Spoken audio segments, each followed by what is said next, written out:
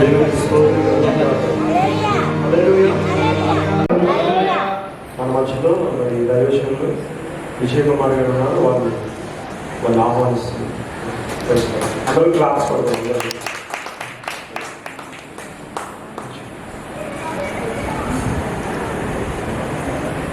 ఈ సమయంలో ప్రతి ఒక్కరు కూడా ఇంట్రడక్షన్ చేసుకున్నాను. ప్రతి ఒక్కరు కూడా ఒక్కొక్కరు లేచి మీరు ఎక్కడి నుంచి వచ్చారని తెలియజేస్తే ప్రతి ఒక్క స్తోత్రం. హల్లెలూయా. నేను దుమ్మేర్ నుంచి వచ్చానండి. నా పేరు జోయల్. జీసస్ సెంటర్ చర్చ్ నుంచి వచ్చాను. అదేవిధంగా ఈ కార్యక్రమంలో నాకు ఒక రోల్ ఉందండి.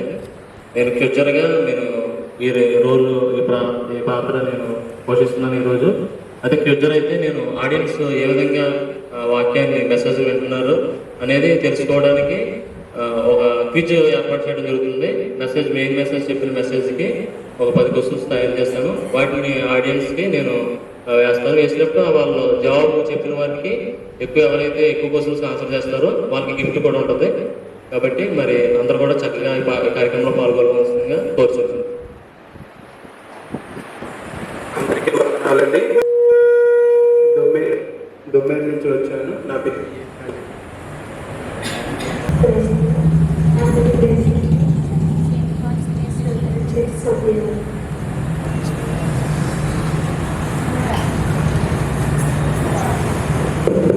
దేవుని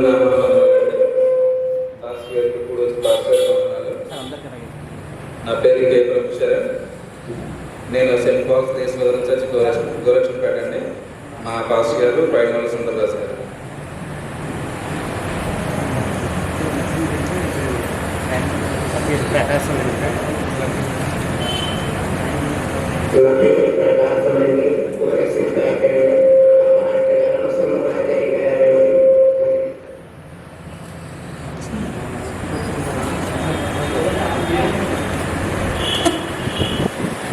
అందరికీ వందనాలండి.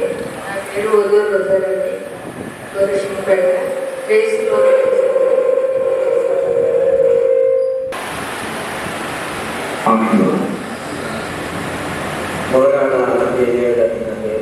గోరక్షన్పేట గౌరవ ప్రెసిడెంట్ గారిని మా పాస్టర్ గారు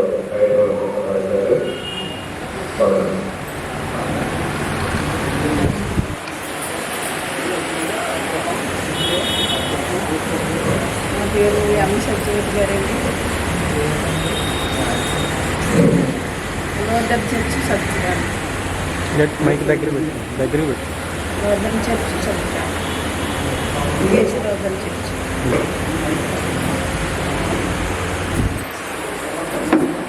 దగ్గర పెట్టండి. అందరికీ వందనాలండి. నా పేరు అబ్రహాం.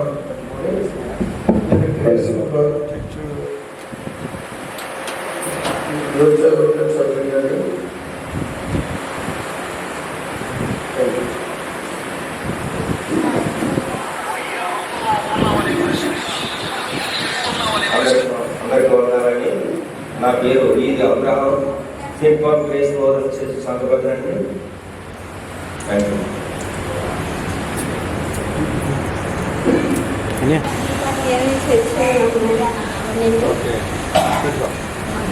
మీ పేరు చెప్పండి. ఆ పేరు కలుగుతాం. కింద మైక్లో చెప్పాలి. అవును అక్క ఒకసారి మీరు ఎక్కడి నుంచి వస్తారు? ఏ చర్చ్? మీ పేరు?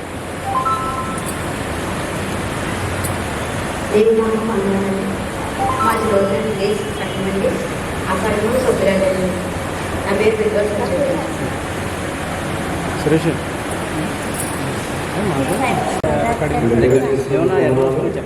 మరి ఈ సమయంలో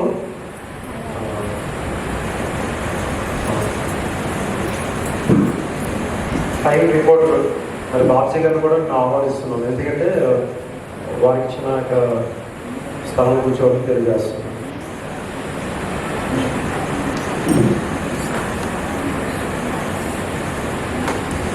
ఈ సమయంలో జీ బాక్సీ మరి కిషోర్ గారిని తెలియజేస్తారు. అందరూ రావాల్సిన చాలా మంది ఉన్నారు. బట్ స్టిల్ మనం అందరూ చేస్తుంటే ప్రోగ్రామ్ లేట్గా స్టార్ట్ చేస్తున్నాం, అట్ ద సేమ్ టైం లేట్గా ఎండ్ చేస్తున్నాం. కాబట్టి 15 నిమిషాలు కూడా జరిగింది ముందుగా మీకు 15 నిమిషాలు. 15 నిమిషాలు ఓకే. స్టార్ట్ చేసిన టైం తీసుకుని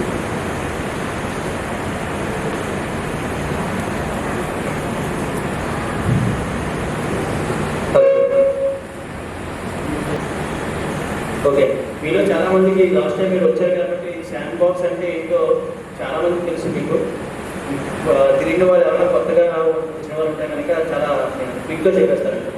గాస్పెల్ శాండ్ బాక్స్ అనేది ఏంటంటే మనం సువార్త చెప్పడానికి మనం చాలా వెనకాడుతూ ఉంటాం. అనేక రకమైన భయాలు అంటే స్టేజ్ ఫియర్ అంటాం. సో అలాంటి స్టేజ్ ఫియర్ని మనం ఓవర్కమ్ చేయడానికి ఈ పెట్టిన కార్యక్రమం శాండ్ బాక్స్.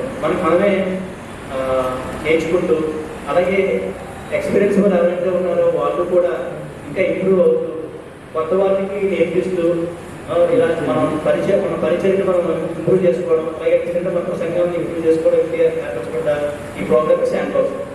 సో ఈ ప్రోగ్రామ్ ముఖ్యంగా మనం చూసుకుంటే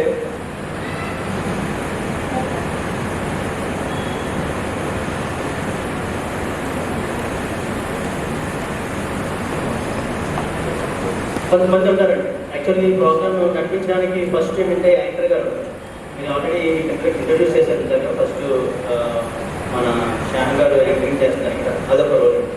అలాగే మన ప్రోగ్రాంలో కమ్యూనికేషన్ చెక్కర్గా ఒక ఆయన ప్లే చేస్తున్నారు. మీకు ఈ ప్రోగ్రామ్ ఎందుకు చదివిపోతే ఎవరు ఏం చేస్తారని శ్యామ్ గారు ప్లే చేస్తారు. కమ్యూనికేషన్ చెక్కర్. ఈ కమ్యూనికేషన్ చెక్కర్ అంటే మనం ఎలా కమ్యూనికేట్ చేయగలుగుతున్నాం. మీరు ఫర్ ఎగ్జాంపుల్ అక్కడ చూసినట్టయితే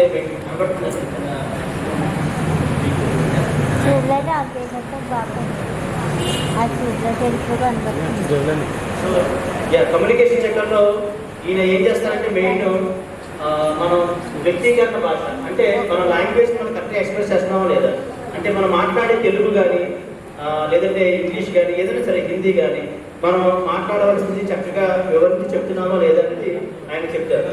సో అలాగే ప్రసంగం మనకు వినబడుతుందా లేదా, అంటే మనం చెప్పే ప్రసంగం స్లోగా మనం చెప్తారు, పక్క వరకు వినబడదు. అంటే బైక్ బాగా పనిచేస్తే వినబడుతుంది, బట్ స్పీడ్ మనం గట్టిగా చెప్పాలి, అది అందరికీ వినబడాలి. అలాగే మరీ గట్టిగా బైక్ కూడా మనం మాట్లాడకూడదు. సో అలాగా ఆయన చెక్ చేస్తారు. అలాగే నెక్స్ట్ మనకి మన స్పష్టమైన ఉచ్చారణ, మనం మాట్లాడేటప్పుడు క్లియర్గా మాట్లాడుతున్నామా లేదా. మనం ఎదురుగా ప్రసంగం చేస్తున్నప్పుడు చాలా ముఖ్యం. మనం మాట్లాడేది ముఖ్యం కాదు, కానీ మనం చెప్పేది ఎదుటివారికి అర్థమవుతుందా లేదా అనేది ముఖ్యం. ఎందుకంటే వినుట ద్వారానే విశ్వాసం. సో మనం చెప్పేటప్పుడు వాళ్ళు వినాలంటే మనం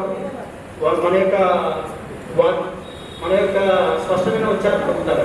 అలాగే బైబిల్ పదజాలాలు, అంటే కమ్యూనికేషన్ సెక్రటరీ గారు ఇక్కడ ఏం చేస్తారంటే మన బైబిల్ పదజాలాలు ఉపయోగించకుండా మనం సొంతంగా మన ఈ లోకానుసారంగా మనం ఏమైనా ప్రసంగం చేస్తున్నామా లేదా. అంటే కొంతమంది ఏదో ఈ లోకానికి సంబంధించిన మాట్లాడుతూ బైబిల్ పక్కకు పడేస్తూ ఉంటారు.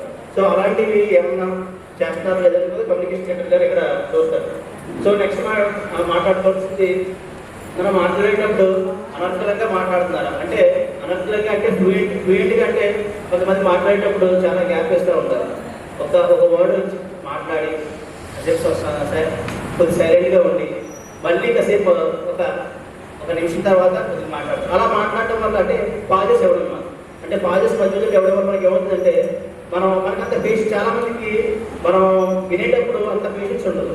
సో అలాంటప్పుడు మాట్లాడాల్సి మనం చాలా అనుమతిగా మాట్లాడాలి, స్పష్టంగా మాట్లాడాలి. ఇది ఒక అంటే ప్రతిదీ కూడా స్కిల్ అండి. మనం స్కిల్ నేర్చుకోవడానికి మనం ఇక్కడికి యాక్చువల్గా ఈరోజు మనందరం కూడుకున్నాం. అది మనం ప్రిపేర్డ్ పర్సెంటేజ్ అని ఒక పార్ట్ ఉండేది. ఆ పార్ట్లో ప్రిపేర్డ్ పర్సెంటేజ్ ఎవరైతే ప్రిపేర్ అవుతారో వాళ్ళు ఇవన్నీ చెప్తున్నారు లేదా, ఇవన్నీ ఇంప్రూవ్ చేసుకుంటున్నారు లేదా అనేది మనం చూస్తాం. అలాగే మీకు ఇక్కడ మనం ముందుగా వెళ్ళిపోతే స్కాలర్ లాంగ్వేజ్ లేదా సోషల్ లాంగ్వేజ్, అంటే మన తెలుగులో సామాజిక లేదా పండిత భాష. సామాజిక అండ్ పండిత భాష అంటే సామాజిక అంటే ప్రస్తుతం మనం మాట్లాడే భాష అనమాట. కొంతమంది పండిత లాంగ్వేజ్ ఉపయోగిస్తారంటే సాంస్కృతిక కానీ లేదంటే ప్యూర్ తెలుగు కానీ. అంటే ఆ ప్యూర్ తెలుగు మాట్లాడటం వల్ల కొంతమందికి సామాన్యునికి అర్థం అవ్వదు. మనం సామాజికంగా మాట్లాడే భాష మాట్లాడుతున్నారా లేదా ప్యూర్గా మళ్ళీ అంటే అది పామరులకు మనం మాట్లాడే పామరులకు కూడా అర్థం అవ్వాలి. సో అలా మాట్లాడుతున్నారు, అందరికీ అర్థమైనా మాట్లాడుతున్నారా లేదంటే బాగా ఆయన స్కాలర్లాగా అంటే ఒక పండితుడిలాగా మాట్లాడితే అది పండితుడు మాత్రమే అర్థమవుతుంది, అందరికీ అర్థం అవుతుంది. కాబట్టి మనం మాట్లాడేటప్పుడు అంటే సామాజికంగా మనం ఉపయోగించాలి. అలాగే మనకి ఎక్కడంటే చిన్న చిన్న ఉన్నప్పుడు పండితుల లాంగ్వేజ్ అవసరమైనప్పుడు అవసరం బట్టి ఉపయోగించాలి. అది కూడా చెక్ చేస్తారు కమ్యూనికేషన్ సెక్రటరీ గారు. సో అలాగే నెక్స్ట్ చూసుకుంటే కనుక నత్తి ఉంటుంది. అంటే కొంతమందికి తెలియకుండా నత్తి అంటే ఆకు వస్తుంది, అందరికీ వస్తుంది. సో మనం మాట్లాడటం మనకి బాగా మాట్లాడటం ద్వారా, ఆలోచించి మాట్లాడటం ద్వారా నెమ్మది మనం ఇంప్రూవ్ చేసుకోవచ్చు. కానీ ఎవరైనా నిజంగా నత్తి ఉంటే కనుక ఈ పాయింట్ వాళ్ళు చూడాలండి. ఎందుకంటే వాళ్ళని ఆ నత్తి పోగొట్టడం కోసం వాళ్ళని ఎంకరేజ్ చేయడం కోసం ఇలాంటి పాయింట్స్ అయితే వాళ్ళు చక్కగా చూడరు. కానీ సామాన్యంగా మామూలుగా ఎవరైతే ఆచార్యంగా మాట్లాడతారో వాళ్ళకి ఎప్పుడైనా స్పెషల్గా అలాంటిది ఉంటాయి కనుక అది కూడా ఇంప్రూవ్ చేసుకోమని ఒక పాయింట్ చెప్తారు. తప్పితే నిజంగా నచ్చున్న వాళ్ళకైతే ఈ పాయింట్ అనేది వాళ్ళు కమ్యూనికేషన్ చేయడం చూడరు. అలాగే నెక్స్ట్ మీకు ఇక్కడ చూస్తే ఆకస్మిక సంకల్పిత అంటే ఇంగ్లీష్లో చదివితే సడన్ ఇన్వాలంటరీ పాజెస్. అంటే ఇందాక చెప్పారు కదండి, సడన్గా మనం మాట్లాడుతూ సడన్గా ఆగిపోతాం. అంటే మనకి ఏదైనా ఒక వర్డ్ స్ట్రైక్ అవ్వాలి, మనం చెప్పాలనుకున్న పదం మర్చిపోయాం. కానీ అందరి ముందు మనం మాట్లాడతాం, సడన్గా ఆ పదాన్ని మనం మర్చిపోయినప్పుడు అప్పటికప్పుడు మనం స్పాంటేనియస్గా నెక్స్ట్ వర్డ్ ఎలా తీసుకుంటున్నాం. అంటే మాట్లాడేటప్పుడు అంటే మనం మాట్లాడేటప్పుడు ఒక వర్డ్ మర్చిపోయామనుకోండి, దానికి సిమిలర్ వర్డ్స్ ఉంటాయి. అవి మనం అప్పటికప్పుడు రీకరెక్ట్ చేసుకుని మనం అప్పుడు మాట్లాడవలసి ఉంటుంది. సో అది అలా మనం మాట్లాడతాం అనేది కూడా కమ్యూనికేషన్ సెక్రటరీ చూస్తారు. అలాగే నెక్స్ట్ ఏంటంటే అన్నెసరీ రిపీటెడ్ వర్డ్స్. అంటే మనం మాట్లాడుతున్నప్పుడు కొంతమంది పదే పదే మాట్లాడవలసింది. అంటే అసంబద్ధంగా కొన్ని మనం మాట్లాడుతూ ఉంటాం. ఇంగ్లీష్లో వస్తే అండ్ అని మాట్లాడుతూ ఉంటాం చాలా మంది. అలాగే తెలుగులో వస్తే కొంతమంది మన ఎస్పెషల్లీ మన క్రిస్టియన్స్లో అంటే ప్రతిదానికి ఆమెన్ అంటే మీకు ఎగ్జాంపుల్ చెప్తున్నాను. ఆమెన్ అనేది ఎప్పుడు చెప్పాలంటే మనం ఏదైనా కథ జరగాలి అనుకున్నప్పుడు చెప్పాలంటే. అంటే అసంబద్ధంగా మనం ప్రతిదానికి ఆమెన్ అని కానీ, అలాగే ఇక్కడ అదే ప్రైజ్ లాడ్ అంటే ఒకసారి ఫస్ట్ టైం చెప్తే సరిపోతుంది, ప్రతిసారి అంటే ఎలా అర్థంగా ఏమనుకోద్దు. అంటే సందర్భం బట్టి చెప్పచ్చు, కానీ అసంబద్ధంగా ప్రతిసారి ఒక వర్డ్ కానీ ఒక వాక్యం కానీ చెప్పాల్సింది దాన్ని స్ట్రైక్ అవ్వకపోతే నేను చెప్పేదంటే ప్రైజ్ లాడ్ అని చెప్పేస్తాను. అంటే అన్నెసరీ అనమాట. అంటే రిపీటెడ్ వర్డ్స్ అంటే జనరల్గా మనం చేసే మిస్టేక్స్ అనమాట. సో ఇవి మనకి ప్రాబ్లమ్స్ అని అనిపించేవాడు. కానీ జనరల్గా ఎవరన్నా కొత్త వాళ్ళు వచ్చినప్పుడు అంటే ఈ యొక్క మన సామాజికంగా మనం వాళ్ళు ఉన్నప్పుడు కొత్త వాళ్ళు ఎవరైనా సరే వచ్చినప్పుడు ఏంటి మాటకి ఇప్పుడు ఏం వెళ్ళాడని దాని మాట్లాడికి ఆమె అంటారు. ఏంటి దాని అర్థం ఏంటి, ఎందుకు రకమైన వాళ్ళు సందిగ్ధంలో పడిపోతారు. అంటే మనం అవసరమైనప్పుడు మాత్రమే వాడాలి. రిపీటెడ్ అన్నెసరీ వర్డ్స్ మనం యూజ్ చేయకూడదు. సో అది కూడా అక్కడ కమ్యూనికేషన్ సెక్రటరీ గారు చెక్ చేస్తారు. నెక్స్ట్ వచ్చేటప్పటికి ఎవరైతే మెసేజ్ ఇస్తారో వాళ్ళు సరైన ప్రసంగం ఇస్తారా లేదా, అంటే మనం వాళ్ళు ఇచ్చే ప్రసంగాన్ని వాళ్ళ యొక్క కమ్యూనికేట్ చేస్తాం లేదా. అంటే ఇంగ్లీష్లో వస్తే డెలివర్ ది రైట్ ఐడియా. అంటే ఫర్ ఎగ్జాంపుల్ మెసేజ్లో వాళ్ళు కమ్యూనికేట్ చేయాల్సిన వాళ్ళ యొక్క థాట్ని క్లియర్గా కమ్యూనికేట్ చేస్తారు లేదని కూడా చెక్ చేస్తారు. సో నెక్స్ట్ వచ్చేటప్పటికి ప్రిపరేషన్ ఆఫ్ స్పీచ్. అంటే ప్రిపరేషన్ ఆఫ్ స్పీచ్ అంటే కొంతమంది సరిగ్గా ప్రిపేర్ అవ్వకుండా ఏదో సరే సెల్ఫ్ కాన్ఫిడెన్స్ బాగా చెప్పేస్తాము, సెల్ఫ్ కాన్ఫిడెన్స్ ఉంటుంది. అప్పుడు సడన్గా మనకి వచ్చేటప్పటికి అది అర్థమైపోతుంది సరిగ్గా మనం ప్రిపేర్ అవ్వలేదని చెప్పేసి. సో ఒక్కొక్కసారి కొంతమంది స్కిల్ పర్సన్స్ అయితే దాన్ని కవర్ చేసుకుంటారు. అంటే రకరకాల అంటే వాక్యం చెప్పకుండా ఏదో మన దాన్ని ఏమంటారు లోకంలో ఉన్నాయి చెప్తూ అంటే వాక్యానికి తక్కువ ప్రిఫరెన్స్ చేస్తూ లోకంలో చెప్తూ సరిగ్గా ప్రిపేర్ అవ్వకుండా చాలామంది అంటే మనం కొత్త వాళ్ళు తీసుకుంటే ఎక్స్పీరియన్స్ ఉన్న వాళ్ళకి రెండు కొత్త వాళ్ళు ఏంటంటే సరిగ్గా ప్రిపేర్ ఉన్నప్పుడు ఎదురు చెప్పేద్దాం అని చెప్పేసి ఏదో 2-3 వాక్యాలు తీసుకుని దాన్ని కవర్ చెప్పేయడం కాకుండా సరిగ్గా ప్రిపేర్ అవుతారు లేదా ఇచ్చిన స్పీచ్ని వాళ్ళు ప్రిపేర్ అయిన స్పీచ్ని వాళ్ళు కరెక్ట్గా ప్రిపేర్ అయ్యేది కూడా తెలిసిపోతుంది. సో అలాంటప్పుడు అది కూడా కమ్యూనికేషన్ సెక్రటరీ గారు చెక్ చేస్తారు అన్నమాట. నెక్స్ట్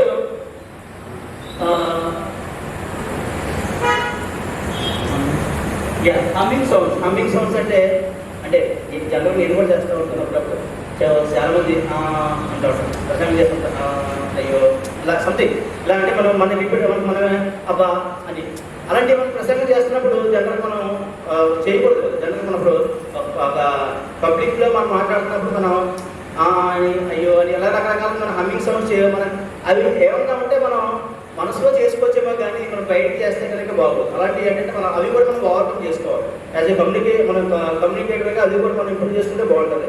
సో అది కూడా చెక్ చేస్తారు కమ్యూనికేషన్ సెక్రటరీ గారు. నెక్స్ట్ బైబిల్లో తప్పుడు వచనాలు మాట్లాడతారు లేదా అంటే తప్పుడు వచనాలు అనేది యాక్చువల్గా ఈ పాయింట్ ఇక్కడ మేము తీసేయలేదు, ఎందుకంటే దీనికి సపరేట్ ఇక్కడ మేము ఇక్కడ కంటెంట్ చక్రని ఈ రోజు నుంచి ఎందుకంటే లాస్ట్ టైం పాస్టర్ గారు ఒక మంచి వ్యాలిడ్ ఫీడ్బ్యాక్ ఇచ్చారు. యాక్చువల్గా నేను ఎవ్రీ టైం నేను ఈ ప్రోగ్రామ్ యొక్క ఓవర్ మీ చెప్తున్నప్పుడు స్కిప్ చేస్తూ వచ్చాను, ఎందుకంటే టైం లేకపోతే టైం ఎందుకంటే లేట్గా స్టార్ట్ చేయడం దానివల్ల లేట్ అయిపోతుందని స్కిప్ చేసేవాళ్ళు. సో స్కిప్ చేస్తున్నప్పుడు అసలే మా యొక్క ప్రోగ్రామ్ యొక్క ముఖ్య ఉద్దేశం అది సరిగ్గా డెలివరీ అవ్వాలనే ఉద్దేశంతో ఈరోజు ప్రతి పాయింట్ మీకు ఎక్స్ప్లెయిన్ చేస్తాను. సో అలాగే నెక్స్ట్ ఏంటంటే అనవసరమైన కల్పిత కథలు. కొంతమంది కల్పిత కథలు అప్పటికప్పుడు అంటే అల్లేస్తూ ఉంటారు. నిజంగా ఒక కథని కరెక్ట్గా అడిగితే పర్వాలేదు. కొంతమంది చెప్పే కథలకి కొంత లేకుండా ఉంటాయి. అవి అలాంటివి ఉంటే నిజమైన ఇన్స్పిరేషనల్ మోటివేషనల్ కథలు ఉంటాయి. అవి కరెక్ట్గా చెప్తే పర్వాలేదు. కొంతమంది దానికి చెప్పేది ఒకటి ఉంటుంది, కథ వాళ్ళు చెప్పే ఒక కథ ఒకలా ఉంటుంది. సో అలాంటివి ఏమైనా చెప్తున్నారు కృష్ణ. నెక్స్ట్ ఏంటంటే ఏదైనా పరోక్షంగా ప్రసంగం అంటే ఫర్ ఎగ్జాంపుల్ మనం చెప్తున్నప్పుడు కొంతమంది కొన్ని పాయింట్స్ ఉంటాయి. అవి అంటే ఇంగ్లీష్లో వచ్చినప్పుడు డైరెక్ట్ స్పీచ్ ఇండైరెక్ట్ స్పీచ్ అంటారు. అంటే మీరు స్కూల్ డేస్లో చదువుతూనే ఉంటారు. ఒక మనం పిలిచేటప్పుడు కానీ మాట్లాడేటప్పుడు కానీ వాళ్ళని మనం పొలైట్గా పిలవాలంటే లేదంటే వాళ్ళని హర్ట్ అవ్వకుండా అంటే వాళ్ళు హర్ట్ అవ్వకుండా మనం మాట్లాడేటప్పుడు ఇండైరెక్ట్గా వాళ్ళు చెప్పాలి మెసేజ్. కానీ మెసేజ్ అనేది కన్వే అవ్వాలి కానీ వాళ్ళు హర్ట్ అవ్వకూడదు. అలాంటప్పుడు కొన్ని సందర్భాలు మనం ఇండైరెక్ట్గా కూడా మనం అవసరం వచ్చినప్పుడు మాత్రమే చెప్పాలి. సో అలా ఇండైరెక్ట్గా ఆ పర్టికులర్ మాట్లాడుతున్నప్పుడు ఇండైరెక్ట్గా మనం మాట్లాడుతున్నామా అంటే లేదా డైరెక్ట్గా మాట్లాడుతూ డైరెక్ట్గా చెప్తే చాలా మంది హర్ట్ అవుతారు. అలాంటప్పుడు వాళ్ళకి కొద్దిగా ఇండైరెక్ట్గా మంచిగా చెప్పడానికి ప్రయత్నించడం చేస్తున్నారు లేదంటే కమ్యూనికేషన్ చూస్తారు. నెక్స్ట్ ఏంటంటే ఏదైనా ప్రత్యక్ష ప్రసంగం అంటే ఇప్పుడు డైరెక్ట్ స్పీచ్ అంటే కొన్ని విషయాలు డైరెక్ట్ స్పీచ్ ఉంటారండి. అంటే ముఖ్య ఏదంటే ఇలా తిరిగి వచ్చి చెప్పినట్టు కాకుండా కొన్ని విషయాలు డైరెక్ట్గా ఉండాలి, కొన్ని విషయాలు ఇండైరెక్ట్గా ఉండాలి. అంటే అది బ్యాలెన్స్ చేసుకోవాలి. అది ఎక్స్పీరియన్స్ ద్వారా అంటే మెసేజ్ చెప్తుంటే ఎక్స్పీరియన్స్ ద్వారా వస్తుంది. అది కూడా ఇంప్రూవ్ చేసుకోవడానికి కమ్యూనికేషన్ గారు ఫీడ్బ్యాక్ ఇస్తారు. సో నెక్స్ట్ ఏంటంటే బైబిల్ రెఫరెన్సెస్ తీసేస్తున్నాం ఎందుకంటే కమ్యూనికేషన్ చక్ర అదే యాక్చువల్గా కంటెంట్ చక్ర గారికి ఇది రోల్ అసైన్ చేస్తున్నాం. సో నెక్స్ట్ వచ్చి ఇన్సర్ట్ ఎనీబడి అంటే జనరల్గా చాలా మందిని ప్రసంగించేటప్పుడు ఒకళ్ళని దృష్టిలో పెట్టుకుని మాట్లాడుతూ ఉంటారు, వాళ్ళు ఇన్సర్ట్ చేస్తూ ఉంటారు. జనరల్గా అంటే అప్పుడప్పుడు అందరూ చేయరండి, కొంతమంది అంటే ఒక ప్రసంగం చేస్తున్నప్పుడు ఒక కారణంలో పెట్టి వాళ్ళని మనం ఇన్సల్ట్ చేసినట్టుగా ఉండకూడదు. సో అలా మనం చేయకూడదు కాబట్టి అది కూడా చేస్తారు లేదని కూడా చూస్తారు. సో నెక్స్ట్ ఏంటంటే ప్రసంగం ద్వారా నిర్మాణాత్మక సూచనలు అంటే ఎనీ కన్స్ట్రక్టివ్ సజెషన్స్ అంటే ఒక నిర్మాణాత్మక అంటే మనం కమ్యూనికేట్ చేయడానికి ఏదైనా ఒక మంచి సలహాలు మనం ఇస్తున్నామా లేదా అంటే ఫర్ ఎగ్జాంపుల్ మనం మెసేజ్ చెప్తున్నప్పుడు మెసేజ్ ద్వారా మనం సలహా ఇస్తూ ఉంటాం. ఏ సలహాని కాదు కానీ ఒక మెసేజ్ మనం డెలివరీ చేస్తున్నప్పుడు వాళ్ళు ఇన్స్పిరేషనల్గా మారడానికి ఉండాలి. ఆ మారేటది మనం కరెక్ట్గా కన్స్ట్రక్టివ్గా చెప్తున్నామా లేదని కమ్యూనికేషన్ చూస్తారు. సో అలాగే పాయింట్స్ అనేవి ఉన్నాయి. నెక్స్ట్ ఏంటంటే ఓకే ఎవరికి డిస్ట్రాక్ట్ అవుతున్నారా లేదా అంటే డిస్ట్రాక్ట్ అవుతున్నప్పుడు ఫర్ ఎగ్జాంపుల్ నేను మాట్లాడుతున్నప్పుడు కొంతమంది లేచి వెళ్ళిపోతున్నారు అనుకోండి, నాకు ఎలా ఉంటుందంటే లేచి వెళ్ళిపోతుందని సడన్గా నేను డిసప్పాయింట్ అవ్వకూడదు. అలాగే అట్ ది సేమ్ టైం ఎవరైనా మధ్యలో లేచారు అనుకోండి అది వాళ్ళని డిస్టర్బ్ మనం మాట్లాడుతూనే మనం పక్కదాన్ని పట్టకూడదు అనమాట. సో డిసప్పాయింట్ అవ్వకూడదు. ఏదైనా డిస్టర్బెన్స్ వస్తే మనం ఇది దాని నుంచి మనం వరి అవ్వకుండా కమ్యూనికేషన్ చేస్తున్నామా లేదని కూడా ఇక్కడ కమ్యూనికేషన్ చక్కగా చూస్తారు. So most of the points are so any out of subject అనేది ఒక పాయింట్ అంటే మనం సబ్జెక్ట్ నుంచి మనం బయటికి వెళ్తున్నామా లేదనేది కూడా చూస్తారు. సో ఇది యాక్చువల్గా ఇవన్నీ కూడా కమ్యూనికేషన్ చక్కర్ గారు చూడాల్సిన పాయింట్స్. సో నెక్స్ట్ వచ్చేటప్పటికి ప్రజెంటేషన్ చక్కర్ యాక్చువల్గా తీసుకుంటారండి. ఈరోజు ప్రతి పాయింట్ ఎక్స్ప్లెయిన్ చేస్తున్నాను. జస్ట్ ఇంకో 5 minutes అండి. ఓకే సో ప్రజెంటేషన్ చక్కర్ గారి మీద ఒక రోల్ ప్లే చేస్తారు. వాళ్ళు ప్రజెంటేషన్ అంటే మనం ఇచ్చే ప్రజెంట్గా మనం మాట్లాడేటప్పుడు మన ప్రజెంటేషన్ బాగుండాలి. అంటే మన కంటెంట్తో పాటు ప్రజెంటేషన్ బాగుండాలి. ఆ రెండు బాగుంటే మనం చెప్పాలనుకున్న ప్రసంగం చాలా అద్భుతంగా ఉంటుంది. సో మనం చెప్పాల్సిన కొంతమంది కంటెంట్ బాగుంటుంది కానీ ప్రజెంటేషన్ బాగుండదు అనుకోండి, మనం యాజ్ ఏ టీచర్స్గా మనం అయితే మనం ఓకే అంటాం కానీ బయట వాళ్ళు అయితే కొత్తగా ఫర్ ఎగ్జాంపుల్ మనం అన్నింటినీ వాళ్ళు వచ్చినప్పుడు వింటున్నప్పుడు మన ప్రజెంటేషన్ బాగోకపోతే కంటెంట్ అంతా మనం కష్టపడి ప్రిపేర్ చేసుకున్న కంటెంట్ అంతా అంతా వేస్ట్ అయిపోతుంది. మనం అంతా కమ్యూనికేట్ చేసినా కానీ, చక్కగా కమ్యూనికేట్ చేసినా కానీ ప్రజెంటేషన్ సరిగ్గా లేకపోతే సో మనం ప్రయాసపడుతున్నంత వ్యర్థం అవుతుంది. సో అందుకనే ప్రజెంటేషన్ అనేది కూడా చాలా ఇంపార్టెంట్. ఈ ప్రజెంటేషన్లో మనం పాయింట్ చూద్దామండి. సో ప్రసంగాన్ని ప్రారంభించడం మరియు ముగించడం. సో మనం ప్రసంగాన్ని ప్రారంభించేటప్పుడు ఎంత ఎఫెక్టివ్గా ప్రారంభిస్తామో అలాగే ముగించేటప్పుడు కూడా అంత ఎఫెక్టివ్గా ముగించాలి. ప్రసంగం స్టార్టింగ్ ఎలా ఉండాలంటే చాలా అంటే వాళ్ళని ఎలాంటిగా వినేటట్టుగా ఉండాలి. కొంతమంది ప్రసంగం స్టార్ట్ చేస్తే ఎప్పుడైపోద్దాం అనే టైప్లో ఉంటుంది. అంటే మనం అనుకుంటూ ఉంటాం జనరల్గా చర్చెస్లో కూడా మనం చిన్నప్పటి నుంచి మనం చూస్తూ ఉంటాం కదా. కొంతమంది ప్రసంగం మాట్లాడుతూ ఉంటే ఎప్పుడైపోతుంది అనే టైప్లో ఉంటుంది. వాళ్ళంటే మనం స్టార్టింగ్లోనే వాళ్ళు వినేటట్టుగా ఉండాలి ఆ ప్రసంగం. అలాగే సేమ్ టైం ఎండింగ్ స్టార్టింగ్ ఎలా చెప్తున్నామో అలాగే ఎండింగ్ వచ్చేటప్పుడు అంత ఎఫెక్టివ్గా మనం మాట్లాడగలుగుతారు కదా. సో అలాంటిది మనం ఇక్కడ ప్రజెంటేషన్లో ఉందా లేదని కూడా ప్రజెంటేషన్ దగ్గర చూస్తారు. సో నెక్స్ట్ వచ్చినప్పటికీ బైబిల్ సంఘటన కానీ వాక్యాలు లేదా సాక్ష్యాలు ఉపయోగించారా అంటే కొంతమంది బైబిల్ సాక్ష్యాలు మనం చెప్పేటప్పుడు కొన్ని బైబిల్ సాక్ష్యాలు కానీ లేదంటే కొన్ని సంఘటనలు బైబిల్లో ఉన్నటువంటి సంఘటనలు కానీ వాక్యం కానీ ఉపయోగించాలి లేదా. యాక్చువల్లీ ఈ పాయింట్ కంటెంట్ చక్రంగా వెళ్ళిపోతుంది. యాక్చువల్లీ కొన్ని పాయింట్స్ మేము ఈరోజు కంటెంట్ చక్రంగా స్పెషల్గా ఒక వ్యక్తిని పెట్టాం. యాక్చువల్గా ఒకప్పుడు అన్ని దీంట్లో క్లబ్ అయ్యాయి. సో మేబీ ఈ ఎవరైతే రోల్ ప్లే చేస్తున్నారో వాళ్ళు చూసిన పర్లేదు, కంటెంట్ కింద ప్లే చేస్తున్న చూసిన పర్లేదు. సో నెక్స్ట్ వచ్చినప్పటికీ ఓకే, బైబిల్లోని కథనాలు కోడ్లు అంటే కోడ్స్ అంటే కొటేషన్స్ అనమాట. చరిత్ర వాస్తవాలు లేదా గణాంకాలు అవసరానికి తగ్గట్టుగా ఉపయోగించారా లేదా అంటే మనం బైబిల్ సంబంధించిన కొన్ని అంశాలు మాట్లాడుతూ మనం చారిత్రాత్మక విషయాలు మనం మాట్లాడుతున్నామా లేదంటే వాస్తవాలు గణాంకాలు అంటే కొన్ని స్టాటిస్టిక్స్ అంటే మనం జరుగుతున్న ప్రస్తుతం సమాజంలో కొన్ని స్టాటిస్టిక్స్ ఉంటాయి. ఫర్ ఎగ్జాంపుల్ ఏదైనా ప్రసంగంలో అవసరాన్ని బట్టి ఎంతమంది ప్రపంచంలో ఎంతమంది క్రిస్టియన్స్ ఉన్నారంటే దానికి స్టాటిస్టిక్స్ చెప్పాలి, అంటే ఎంతమంది ఉన్నారంటే. సో అలాగే మీకు ఎగ్జాంపుల్ చెప్తుంటే మనం మాట్లాడుకుంటాం మన ప్రజెంటేషన్ ఎలా ఉంటారంటే కరెక్ట్గా గణాంకాలు ఉంటారు. మనం అయితే ఏదో ఫుల్గా మాట్లాడేది కాకుండా మనం మాట్లాడేటప్పుడు సత్యంగా ఉంటుంది కానీ అసత్యంగా ఉంటుంది. నెక్స్ట్ సమకాలిక అంశాలు అంటే రాజకీయ లేదా సామాజిక ఆసక్తి ఉన్న విషయాలు, ప్రస్తుతం ప్రపంచంలో జరుగుతున్న ముఖ్యమైన అంశాలు అంటే అవసరానికి తగ్గట్టుగా నేను చేస్తున్న ప్రసంగం అవసరానికి తగ్గట్టుగా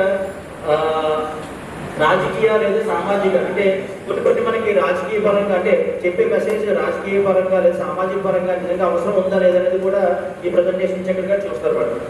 నెక్స్ట్ వచ్చేప్పటికి సహాయక సమాచారం అంటే ఫర్ ఎగ్జాంపుల్ జనరల్గా మనం చర్చలో మాట్లాడుతున్నప్పుడు జస్ట్ సింపుల్గా చెప్తాం, కానీ ఒక్కొక్కసారి మనం మాట్లాడేది వివరించలేనప్పుడు మనం ఏం చేయాలంటే ఒక బోర్డు పెట్టుకుని ఒక బోర్డు మీద స్కెచ్ మనం ఏదంటే చాపిస్తానో లేదంటే మార్కులతోనే ఎక్స్ప్లెయిన్ చేయాలన్నమాట.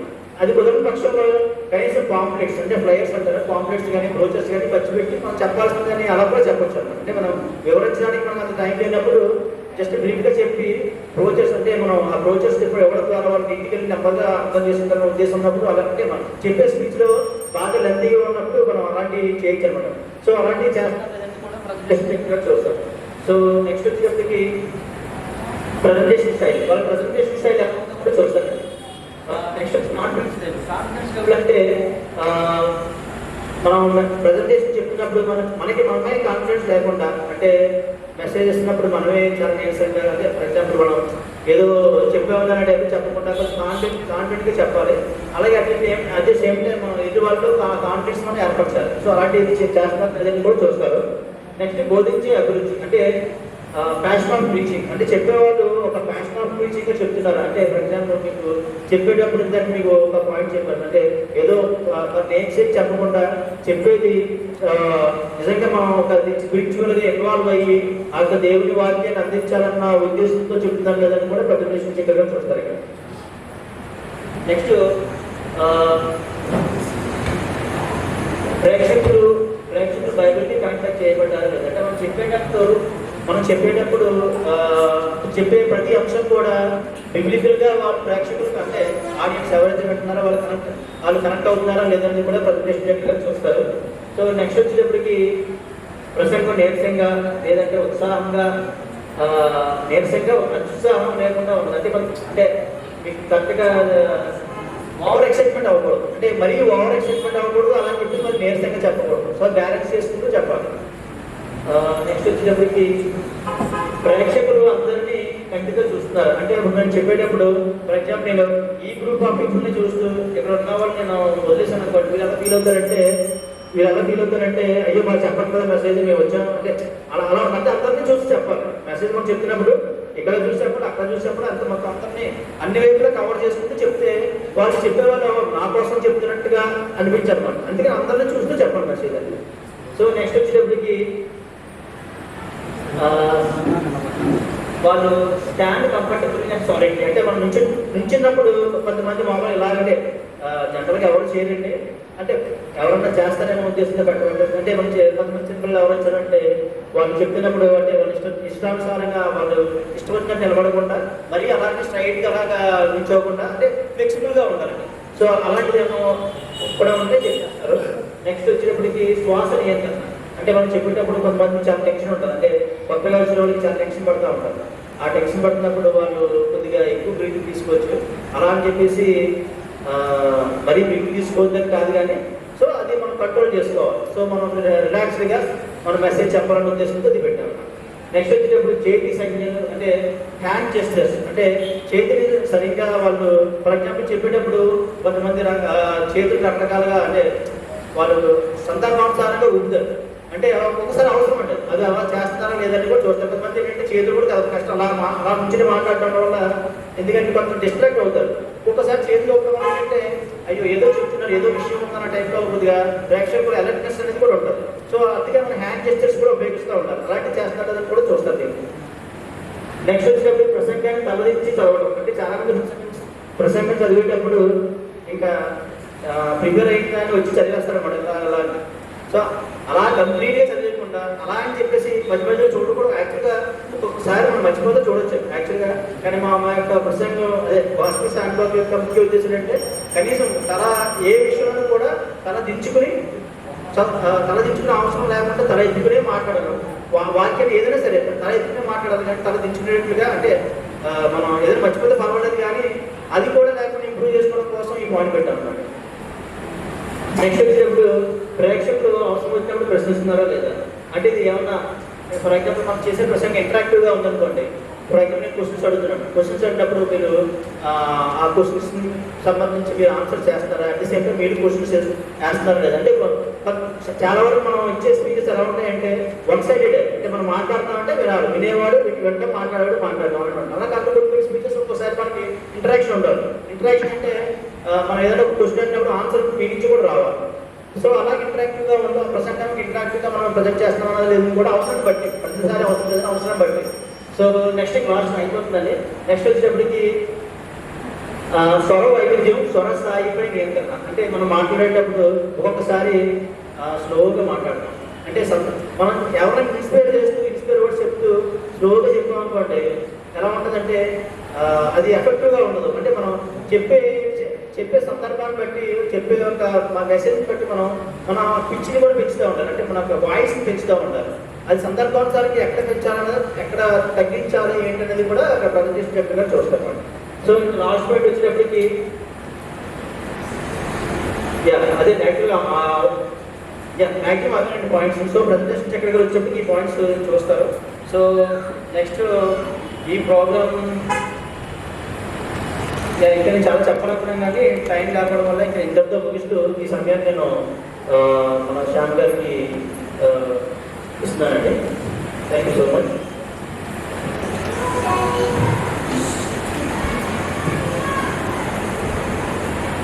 దేవునికి స్తోత్రం కలుగుగాక. హల్లెలూయా. ఈ సమయంలో లేచి నిలబడదాం. మన మధ్యలో దైవజనులు దైవగా మధ్యలో ఉన్నారు. సుందర దైవగా ఆహ్వానించుకున్నారు. అందరూ కూడా చప్పట్లు కొడుతూ వారిని ఆహ్వానించారు.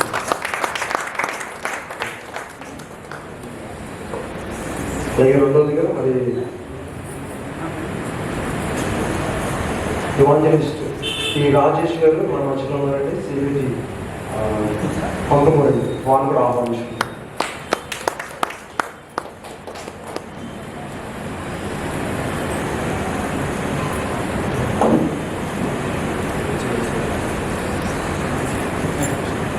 సార్ అందరూ కూడా కూర్చోండి.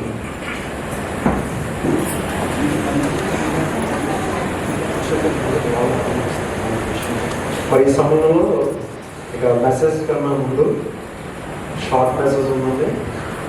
ఆ షార్ట్ మెసేజ్ కన్నా ముందుగా మన మధ్యలో కమ్యూనికేషన్ శేఖర్ గారు, మరి శరణ్ గారు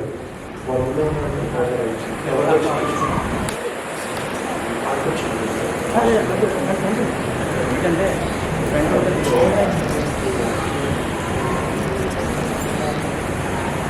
రెండోది ప్రజెంటేషన్ శేఖర్ గారు మీ మేరీ సుందరరాజు కుమార్ వాంగ్ ఆహ్వానిస్తుంది. జిల్లా రిజర్వేషన్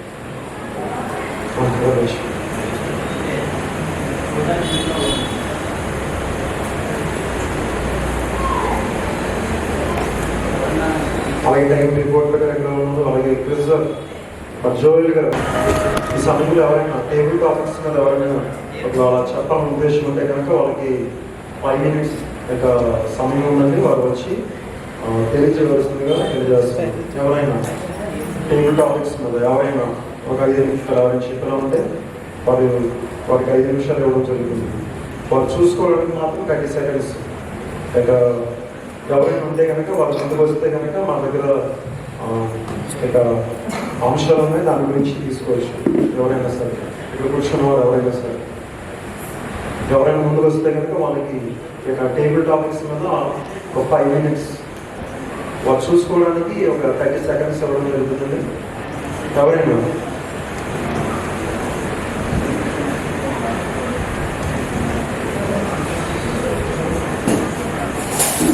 సరే ఎవరు లేదని తలంచుతున్నాను. మరి యొక్క సమయంలో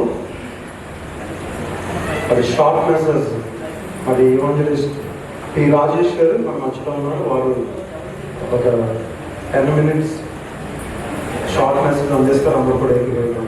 ఎవరు మాట్లాడవద్దు, ఎందుకంటే ఇక సువార్త ఎలా చేయాలి, ఎందుకు చేయాలి, ఇది మన పన లేకపోతే వేరే వాళ్ళ పన అంశంలో వారు తెలియజేస్తారు. కాబట్టి ప్రతి ఒక్కరు కూడా శ్రద్ధగా ఉంటారు.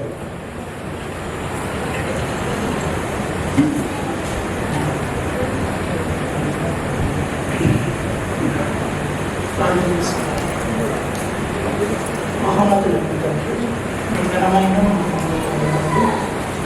ప్రతి ఒక్కరికి నెక్స్ట్ క్లిక్ చేసేది ఉంటారు. అంటే 1 hour అయిపోతే ఆఫ్ అయిపోతుంది.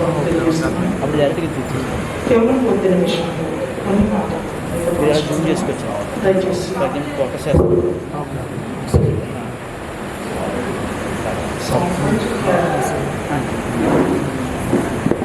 దయచేసి శ్రద్ధగా ఉండండి. ఎవరు తిరగవద్దు. ఒక 10 నిమిషాలు. ఈరోజు సువార్తను ఎందుకు చెప్పాలి, చెప్పవలసిన బాధ్యత అందరి మీద మోపబడి ఉన్నదా లేదా కేవలం కొందరికేనా అని మీరు ఆలోచిస్తే పేతురు పత్రికలో ఒక మాట ఉంటుంది. చీకటిలో నుండి ఆశ్చర్యకరమైన ఉన్న వెలుగులోకి మిమ్మల్ని పిలిచిన దాని రాజసేవలను ప్రచురం చేయని యుద్ధము ఏర్పరచబడినటువంటి వంశము రాజులైన యాజక సమూహం అయి ఉన్నారు.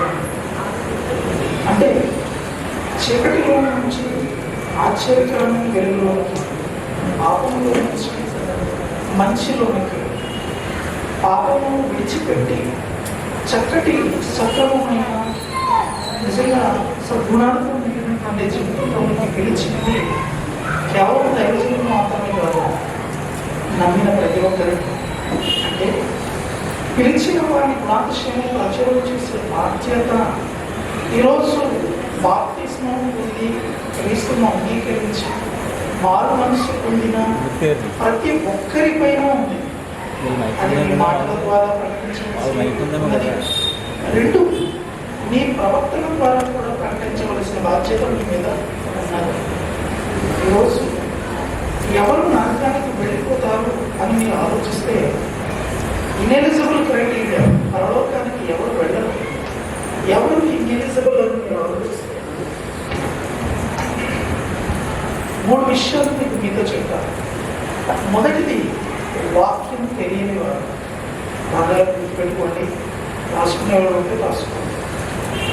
వాక్యం తెలియని వారు పరలోకానికి వెళ్ళడం అసాధ్యం. ఎందుకని వాక్యం తెలియకపోతే ఏది తప్పో ఏది మంచో వాళ్ళకి తెలియదు. వాళ్ళకి వివేచన ఉండదు. ఒకరి మార్గం వాళ్ళ దృష్టికి ఎలా ఉంటుందంటే యథార్థంగా ఉంటుంది. ఇప్పుడు ఒక దగ్గర నడిపిస్తుంది, మరణానికి నాశనముకు నడిపించుకుంటుంది వాక్యం తెలుస్తుంది. అంటే దేవుని మాట తెలియకపోవడం వలన మీరు చేస్తున్నది లేదా మనం చేస్తున్న ప్రతి విషయంలో మనం ఆలోచిస్తున్నది, మనం మాట్లాడుతున్నది, మన క్రియలు అవి కరెక్టా కాదా అనేది స్టాండర్డ్ ఏదో పోల్చుకోవాలంటే వాక్యంతో పోల్చుకోవాలి. అప్పుడే మన లోపల నేను తెలుస్తాయి. అలా వాక్యం ఒకవేళ మనకు తెలియకపోతే మనకు నచ్చినట్టుగా జీవించి అదే నిజమనుకుంటాం. కానీ కన్ను మూసిన తర్వాత భయంకరమైనటువంటి పాతాళాన్ని, నరకాన్ని చూడవలసిన పరిస్థితి ఏర్పడుతుంది.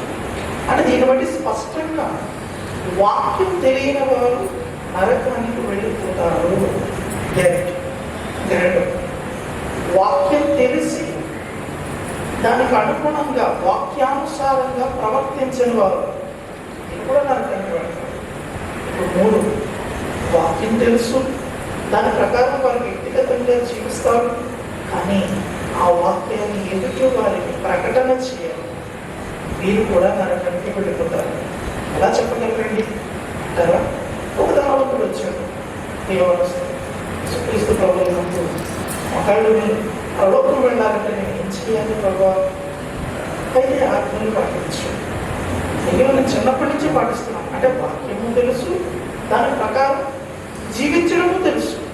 తెలిస్తే ప్రకటించడానికి నాతో పాటు ఏం చేయాలి? వెంబడించు. అంటే ఏమన్నా క్రీస్తువారు ఆస్తిని అమ్మి పేదలకు ఇచ్చి నన్ను వెంబడించు. ఎందుకు వెంబడించాలి? వెంబడించడంలో ఏం కోరుకుంటున్నాడు? ఆయన ఏమని కూడా తెలుసు, శిష్యులతో యేసుక్రీస్తువారు రండి, రక్షించబోతున్నటువంటి ఆత్మలను రక్షించడానికి ఈ గ్రామాలన్నింటికి వెళ్దాం. ఇది నిమిత్తమే కదా నేను వచ్చాను. అంటే సువార్త ప్రకటనకే యేసుక్రీస్తు వారు వెళ్తుంటే ఆయన వెనుకున్న వారు కూడా ప్రకటనే. కానీ దానికి ఆయన నిరాకరించాడు, వ్యసన పడుచు దానికి వెళ్ళిపోయాడు. అంటే ఆయన ఎక్కడ వెళ్తాడు? ఇప్పుడు పరలోకం వెళ్తాడా? వెళ్ళాడు.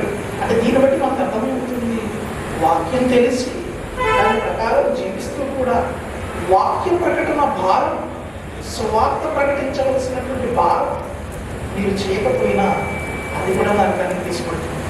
ఎక్కువ శాతం క్రైస్తవులు ఈ 3వ విషయాన్ని మర్చిపోతున్నారు. సరే, ఈ 3 విషయాల గురించినటువంటి వివరణ మీకు భవిష్యత్తులో మరలా విషయాలు రావాలని స్వీకరిస్తాను. అయితే మొదటి విషయానికి వచ్చినటువంటి వివరణ నేను ఇస్తాను. వాక్యం తెలియని వారు నరకానికి వెళ్ళిపోతారు. మరి వాక్యం తెలియాలి అంటే ఏమవ్వాలి? మంచి మాట చెప్పాలి. కీర్తనలు బయలు తీయాలి. కీర్తనలు ప్రతి ఒక్కరు బయలు తీయాలి, రాసుకోవాలి. ఎందుకంటే రాసుకున్నటువంటి మాటలు మనం మీరు ధ్యానం చేసేటప్పుడు మరొకరికి చెప్పేటువంటి వీలు కలుగుతుంది. గాస్పెల్ శాండ్ బాక్స్ యొక్క ఉద్దేశం అదే, మనం అందరూ నేర్చుకోవాలి, మనం అందరికీ ప్రకటించాలి. Very good. కీర్తనలు 119వ కీర్తన 130వ వచనాన్ని ఒకసారి చూద్దాం. కీర్తనలు 119వ కీర్తన 130వ వచనం. నీ వాక్యములు వెల్లడి అగుటతోడని, నీ వాక్యములు వెల్లడి అగుటతోడని వెలుగు కలుగును. వెలుగు కలుగును. అవి తెలివి లేని వారికి, అవి తెలివి లేని వారికి తెలివి కలిగింది. తెలివిని కలిగించును.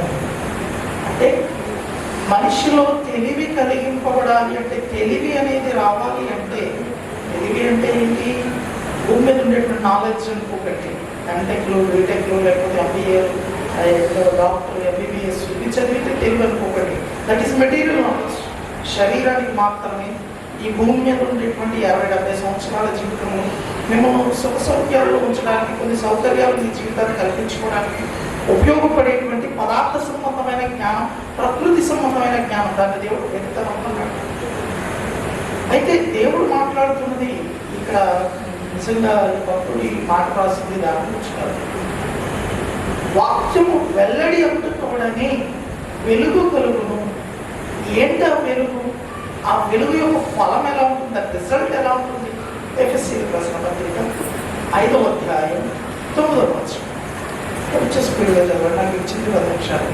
ఎఫెసీయులకు రాసిన పత్రిక 5వ అధ్యాయం వెలుగు ఫలము 9వ వచనం. ఏమండి వెలుగు రిజల్ట్, వాక్యం వెల్లడైంది. ఓకే, వాక్యం ప్రకటింపబడింది. వెల్లడవడం అంటే ప్రకటింపబడింది. వచ్చిన తర్వాత వాక్యం విన్న వాళ్ళలో ఎటువంటి రిజల్ట్ అది ఇస్తుంది అంటే వెలుగు ఫలము వెలుగు ఫలం సమస్త విధములైన మంచితనం, నీతి, సత్యము వాటిలో కనబడుచున్నది. కనిపిస్తుంది. వాక్యం వెల్లడైన తర్వాత మనుషుల్లో ఆ వాక్యాన్ని స్వీకరించిన వారి యొక్క మనస్సులో ఏం కనిపిస్తుందంటే మంచితనం, నీతి, సత్యం. కాబట్టి ఈరోజు సమాజం కొంతలో కొంతైనా సరే ఈ మానవత్వాన్ని కలిగి ఉంది అంటే అది బికాస్ ఆఫ్ క్రిస్టియానిటీ. నిజంగా క్రైస్తవులు కొద్దిమంది అయినా సరే దేవుని యొక్క లక్షణాలను ఈరోజు సమాజంలో చూపించడం వలన మనం అప్పుడప్పుడు ఆ విషయాన్ని చూసి చాలా ఆనందపడుతున్నాం. అంటే ఇది వెలుగు ఫలం. వాక్యం అనేది ఒకవేళ లేకపోతే, ఒకవేళ క్రీస్తే తెలియదు అనుకుందాం.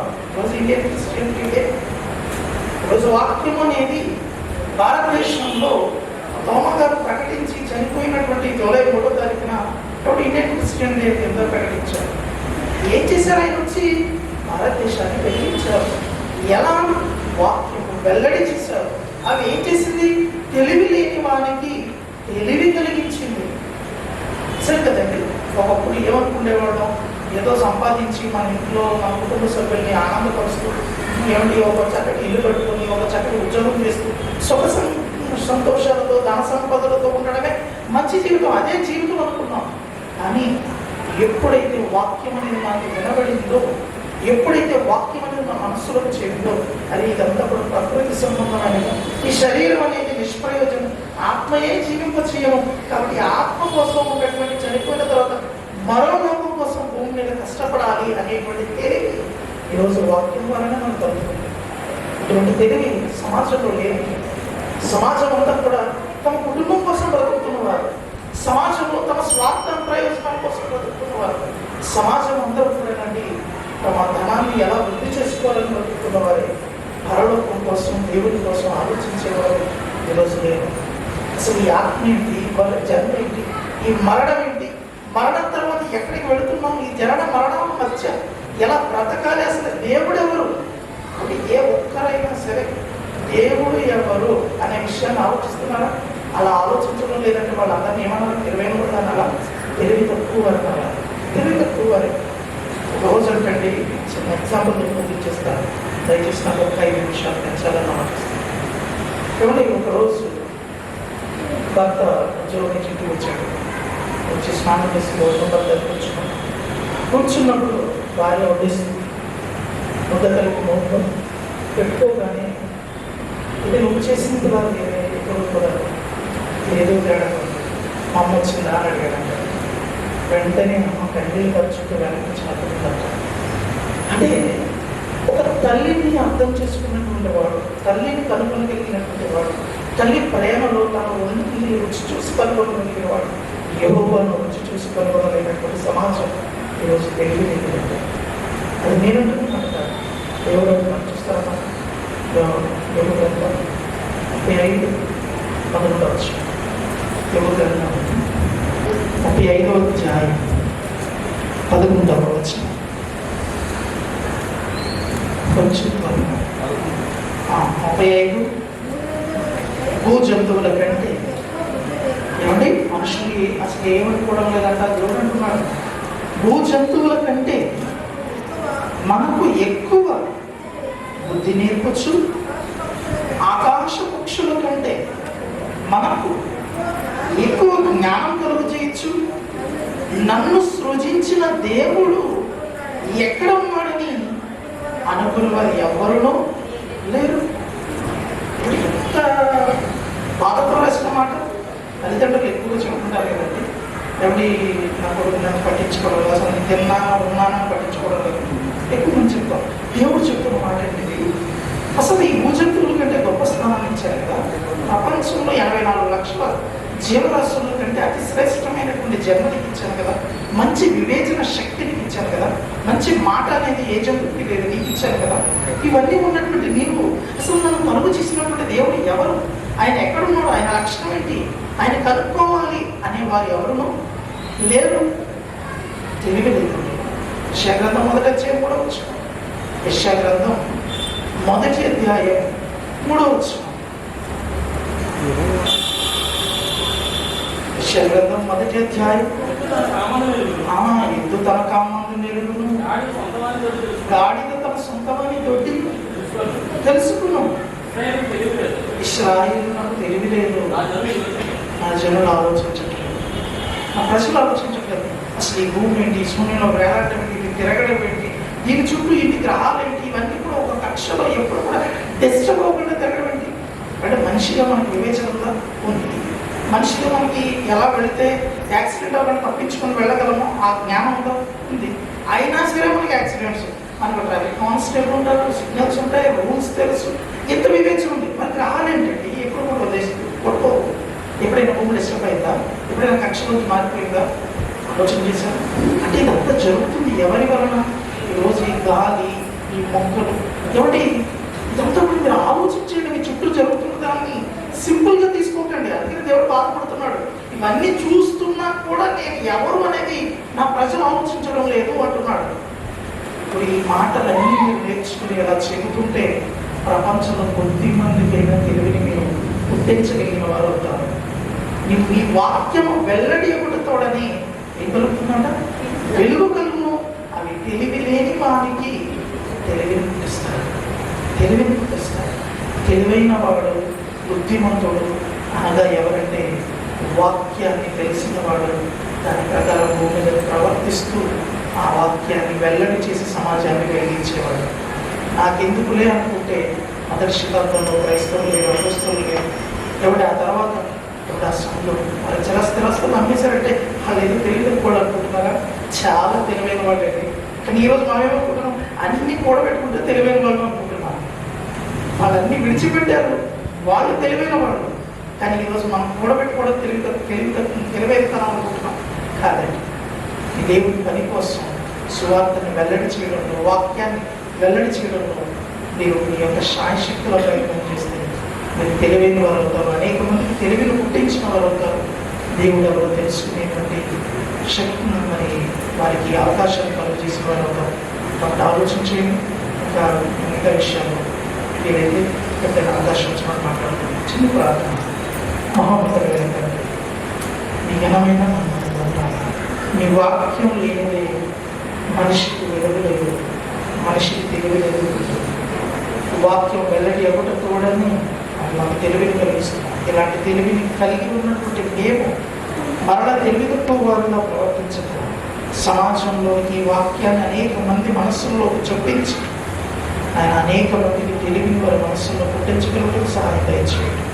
ఒకనాడు తోమ, ఒకనాడు అపోస్తలులు, ఈరోజు తండ్రి క్రైస్తవులే మేము మీ వాక్యాన్ని మోసుకుని పోతేనే సమాజంలో వెలుగును చూడగలం, వెలుగు యొక్క ఫలాలను చూడగలం. దయచేసి తండ్రి మేము మీ వెలుగును, మీ తెలివిని పుట్టించేటువంటి చక్కటి సాధనాలుగా, వాక్యాన్ని నేర్చుకునేటువంటి బుద్ధిమంతులుగా, వివేకవంతులుగా ఉండటం సహాయం దయచేసి ఈ కార్యక్రమాన్ని ఆయన దీవించమని, కార్యక్రమం మరింత మంచి అంశాలతో ముందుకు కొనసాగించమని, ఇక్కడ కూడిన వారందరికీ మీ వాక్య జ్ఞానం యేసుక్రీస్తునామములో ప్రార్థన సమర్పిస్తున్నాం తండ్రి. క్షమించండి.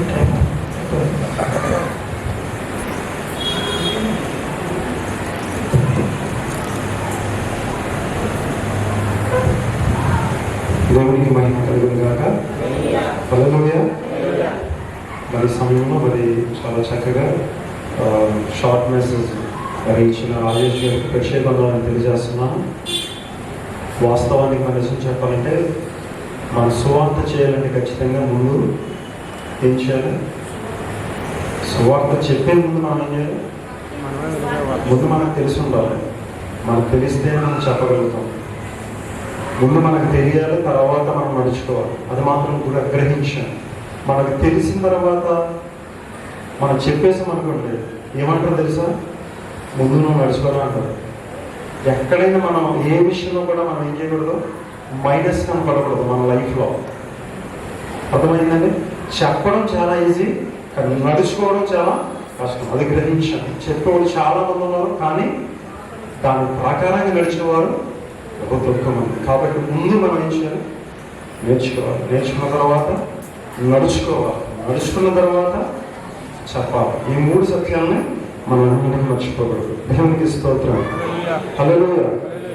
ఆల్రెడీ ఈ యొక్క సమయంలో మరి మెయిన్ మెసేజ్ నిరసన గారు ఉన్నారు. వారికి ఈ యొక్క సమయాన్ని ఇస్తున్నాం. వారికి ఇచ్చే సమయం 15 నిమిషాలు మాత్రమే అండి. వారు గ్రహించండి. ఎందుకంటే 15 నిమిషాలు ఖచ్చితంగా మెసేజ్ అవ్వాలి. మరి అసెంబ్లీలో బెల్లగొడుతూ ఉంటారు. ఆ బెల్లగొట్టగానే ఏం చేయాలి? దాని అర్థమేంటి? చెప్పాలి కదా, అయిపోయింది, ఆగిపోవాలి. దాని అర్థం అదే. కాబట్టి అది గ్రహించిన ఆల్రెడీ మీ గురించి రిపోర్టర్ గారు కూడా రాస్తారు లాస్ట్లో. కాబట్టి ఎవరు కూడా సమయాన్ని అధిగమించవద్దు. ఎందుకంటే ఒకవేళ సమయం అధికమైంది అనుకోండి, ఏమంటారు తెలుసా? ఇక ఎప్పుడో పెట్టారు, ఎప్పుడు దాకా అవ్వలేదు అంటూ ఉంటారు. అందుకు నేను గతంలో ఒక మాట కూడా చెప్పాను. కుర్రోడికి ఏం ఇవ్వకూడదు? బయట ఇస్తాడు, ఆగడే కాదు, ఆడు మొత్తం ఊరంతా తిరిగి వచ్చేస్తాడు పాస్టర్ గారికి. ఎందుకంటే అది ఆలోచన. ఇప్పుడు నాకైనా సరే నీ మైక్ పెట్టుకుంటే ఆగనే కదా, అలా చెప్పాలనిపిస్తూ ఉంటుంది. కాబట్టి అర్థం చేసుకోండి. ఈ సమయంలో 15 నిమిషాలు మాత్రం వారికి సమయం ఇవ్వడం జరుగుతుంది.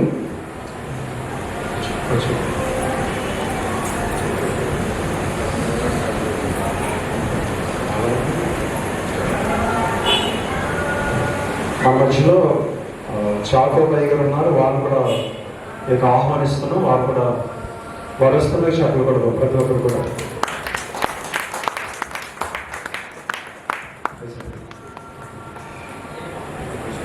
ఈ సమయంలో మెయిన్ మెసేజ్ నిరసన గారు వారికి అవకాశం ఇస్తుంది. రండి.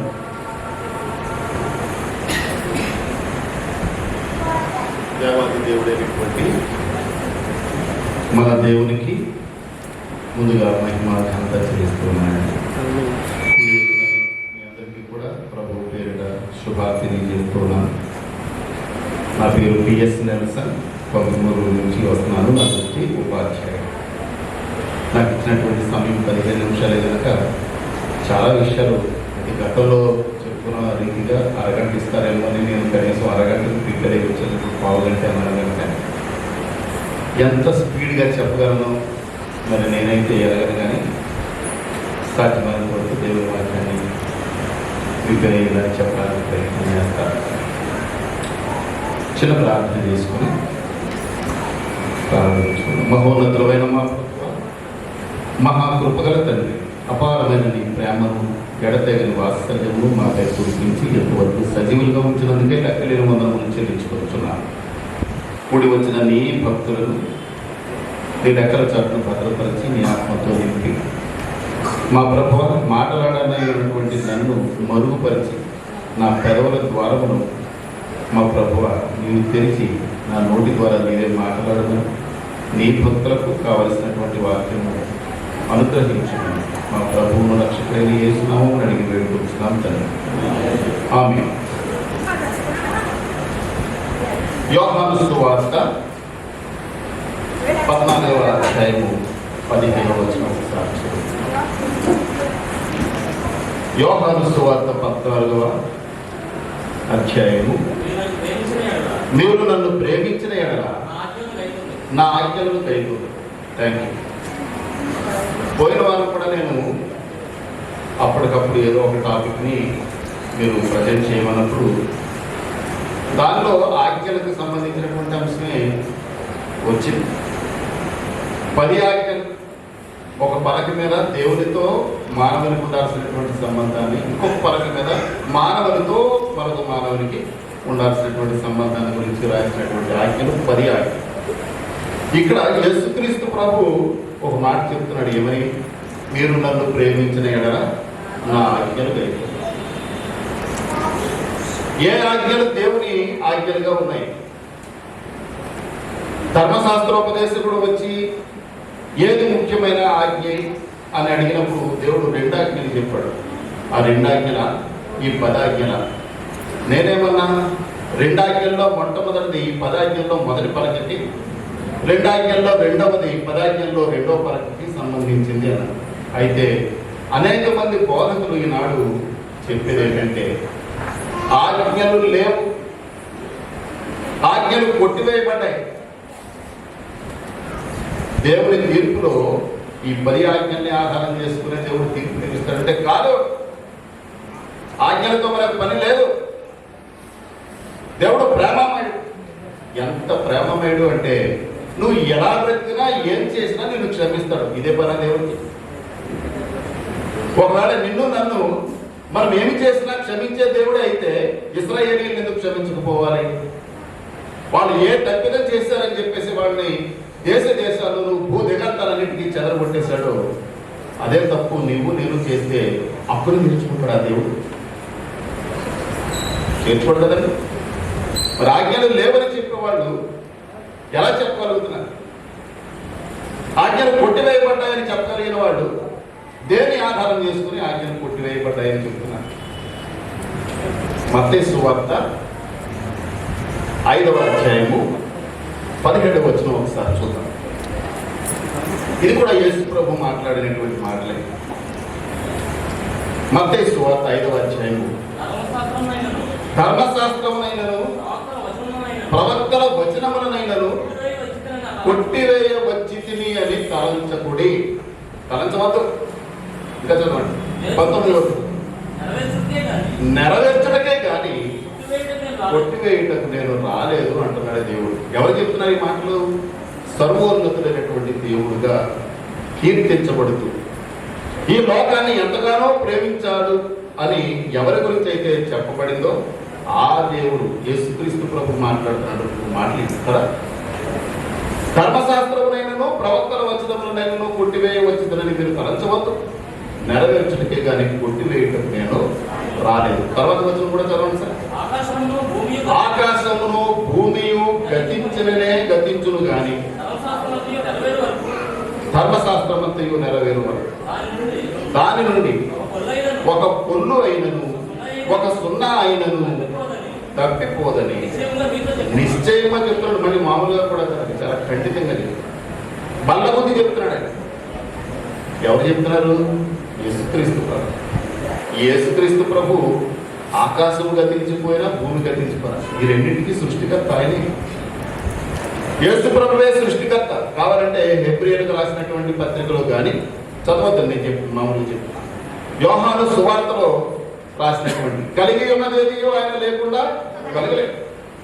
ఈయనే సృష్టికర్త అయినటువంటి దేవుడు ఏం చెప్తున్నాడు? ఆకాశము భూమి గతించకపోయినా కానీ ధర్మశాస్త్రంలో పూర్తిగా నెరవేరే వరకు ఒక సున్నా కానీ ఒక పొల్లు కానీ తీసివేయబడదు.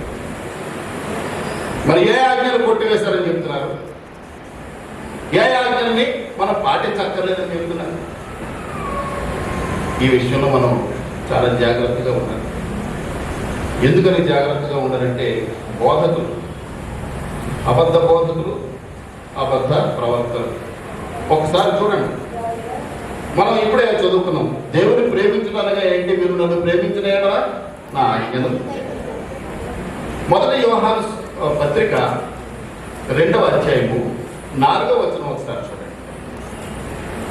మొదటి యోహాను పత్రిక 2వ అధ్యాయము 4వ వచనం. ఆయనను ఎరిగి ఉన్నాను అని చెప్పుకొనుచు ఆయన ఆజ్ఞలను గైకొనని వాడు అబద్ధికుడు, వారిలో సత్యమే లేదు. యోహాను సువార్త 14వ అధ్యాయము 6వ వచనంలో అంటాడు కదా, నేనే మార్గము, నేనే సత్యము, నేనే జీవము అంటాడు. ఇక్కడేమో మొదటి యోహాను పత్రిక 2వ అధ్యాయము 4వ వచనంలో ఏం చెప్తున్నాడు? వారిలో సత్యం లేదట. ఎవడిలో? ఆయనను ఎరిగి ఉన్నాను, ఆయనను ప్రేమిస్తున్నాను, ఆయన గురించి నాకు అంతా తెలుసు అని చెప్పుకుంటూ ఆయన ఆజ్ఞను పాటించిన వాడు అబద్ధికుడు. వారిలో ఎవరు లేరు అంటే ఎవరు లేరు? ఇప్పుడు ఆజ్ఞలు కొట్టివేసాయన్నామా? కొట్టివేశారన్నామా? ఆజ్ఞలు సజీవంగానే ఉన్నాయన్నామా? ఒక్కసారి పరలోక రాజ్యానికి వెళ్ళేవాడు ఎవరు అనేది ఇందాక ఒక సహోదరులు ఇక్కడ చాలా చక్కగా చెప్పారు. ఇంకా పరలోక రాజ్యానికి వెళ్ళని వారు ఎవరు అనేది కూడా ఆయన చెప్పారు. మరికొన్ని విషయాలు మనం చూద్దాం. ప్రకటన గ్రంథం 12వ అధ్యాయము 17వ వచనం ఒకసారి చూడండి. 12. ఓకే, చదవండి. అందుచేత ఆ ఘట సర్పము ఆగ్రహము తెచ్చుకొని దేవుని ఆజ్ఞలు కైకొనుచు యేసును గురించి సాక్ష్యం ఇచ్చుచూ ఉన్నవారైనా ఆమె సంతానములో శేషించిన వారితో యుద్ధము చేయుటకై బయలువెడలి సముద్రం. ఆమె అంటే ఎవరు? సంఘం. ఏ సంఘము? ఏ సంఘం అయితే దేవుని ఆజ్ఞలు కైకొనుచు, ఏ సంఘం అయితే యేసుక్రీస్తుని తనకు శిరస్సుగా ప్రతిష్ఠించుకున్నదో ఆ సంఘములో శేషించిన వారితో యుద్ధం చేయడానికి ఎవరెళ్ళారు? సర్పం, ఆది సర్పం, అపవాది, సాతాను అని చెప్పబడుతున్నటువంటి వాడు ఎవరితో యుద్ధం చేయడానికి వెళ్ళాడండి? ఆజ్ఞలు గైకుంటున్న వారితో.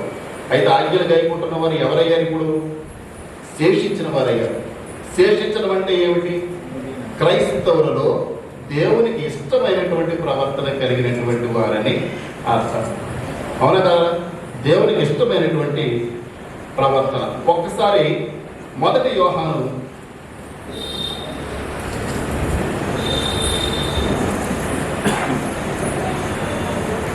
5వ అధ్యాయం 3వ వచనం చూడండి.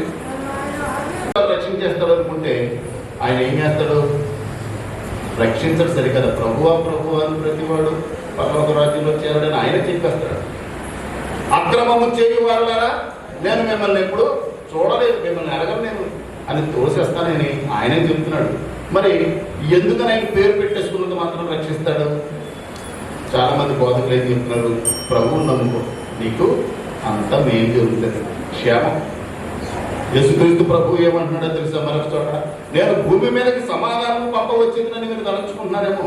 అలా కాదు, సమాధానం పంపడానికి నేను అలా ఖడ్గమునే. యేసు ప్రభుని గురించి మనం శాంతి లేదా సమాధానకర్తని, కరుణామయుడని, ప్రేమమయుడని ఎలా చెప్పుకుంటారు? ఆయన ఏమంటున్నాడు? ఖడ్గమునే.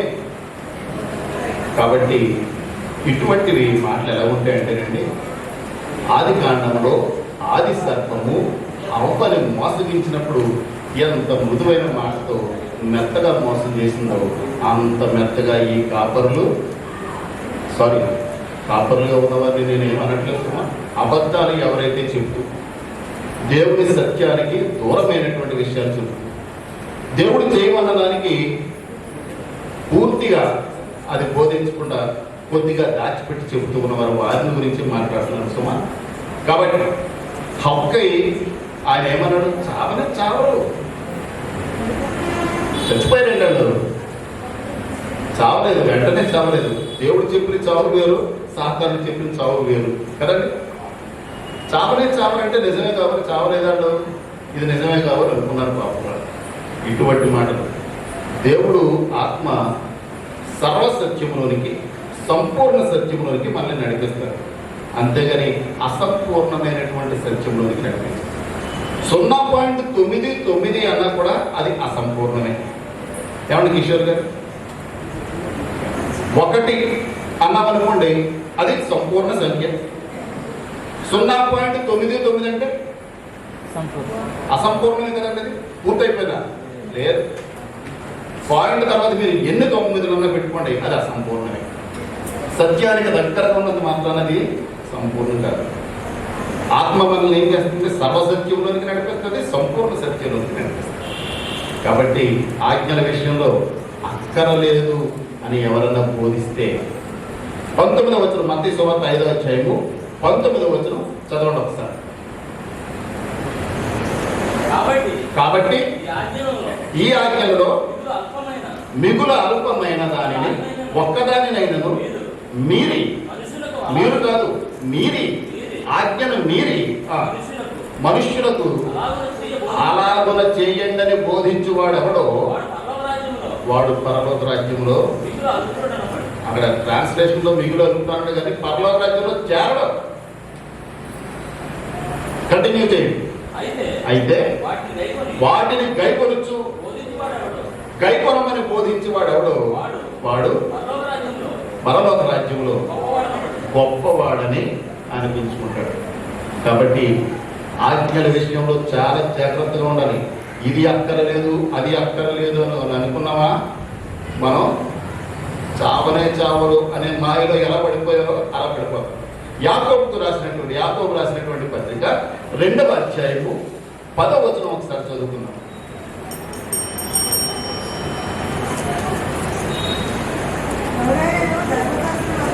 ఎవడైనను ధర్మశాస్త్రమంతయు గైకొని ఒక్క ఆజ్ఞ విషయములో తప్పిపోయిన వాడు అన్ని ఆజ్ఞల విషయములలోనూ అపరాధి అనబడును. చాలండి, స్పష్టమైపోయింది కదా మనకి. ఈసారి ఆజ్ఞలు అక్కరలేదు, కొట్టివేయబడ్డాయి అని ఎవరన్నా చెప్తే వెంటనే చెప్పండి, మీరు చెప్తున్నది తప్పు, ఇది అబద్ధం. దేవుడు అలా చెప్పలేదు, తన నోటితోనూ చెప్పలేదు, తన శిష్యుల నోటితో కూడా అలా చెప్పించలేదని వారికి చెప్పండి, మీరే చెప్పండి. మనం ఈ గాస్పెల్ శాండ్ బాక్స్ అనే దాంట్లో నేర్చుకోబోయే విషయాలు ఇవే. ఎంతవరకు అసత్యాలను, అర్ధ సత్యాలను, అసంపూర్ణ సత్యాలను నేర్చుకుంటూ బతికేస్తాం. ఇక మీదటైనా మనం సంపూర్ణ సత్యాన్ని తెలుసుకుని మనం పాటించుకుంటూ ఇంకా ఎవరైతే దానికి దూరంగా ఉన్నారో వాళ్ళ చేత కూడా పాటించేలాగా మనం ఈ విషయాలు నేర్చుకోవాలి అని మీ అందరికీ తెలియజేస్తూ చివరగా ఒకే ఒక వాక్యాన్ని మీకు చెప్పి ముగిస్తున్నాను. 1వ యోహానులోనే 2వ అధ్యాయము 6వ వచనం చదవండి.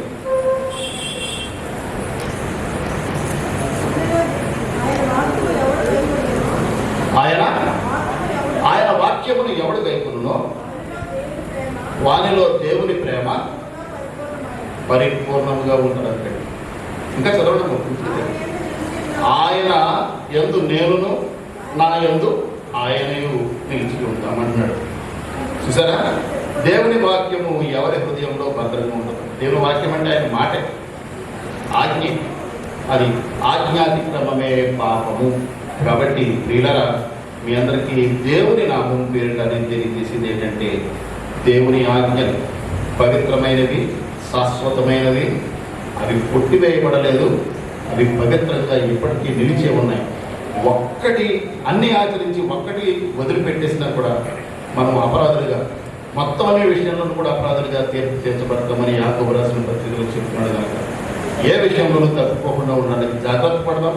మనం జాగ్రత్త పడిన కొలది మనకి దేవుడు శక్తిని, సహనాన్ని, దేవుని ఆత్మ సహాయాన్ని దయచేయుగా. దేవునికి నామానికి వందనాలు చెల్లిస్తున్నాను.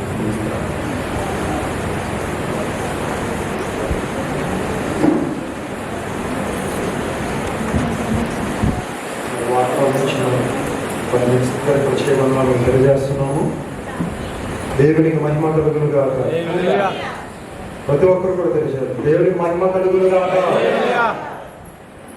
మరి యొక్క సమయంలో మరి సెకండ్ సందేశం ఆత్మ గురించి తెలియజేస్తారు. అంటే సత్య మార్గంలో మనం నడవాలని తెలియజేస్తారు. సత్య మార్గంలో నడవాలంటే ఏం చేయాలి? గైకొనాలి. కరెక్టే. గైకునే ముందు మనం ఏం చేయాలంటే, ఇది చదివితే అర్థమవుతుంది. సత్య మార్గము, అసత్య మార్గము. అసత్య మార్గం ఏంటో, సత్య మార్గం ఏంటో తెలిపేది ఏది?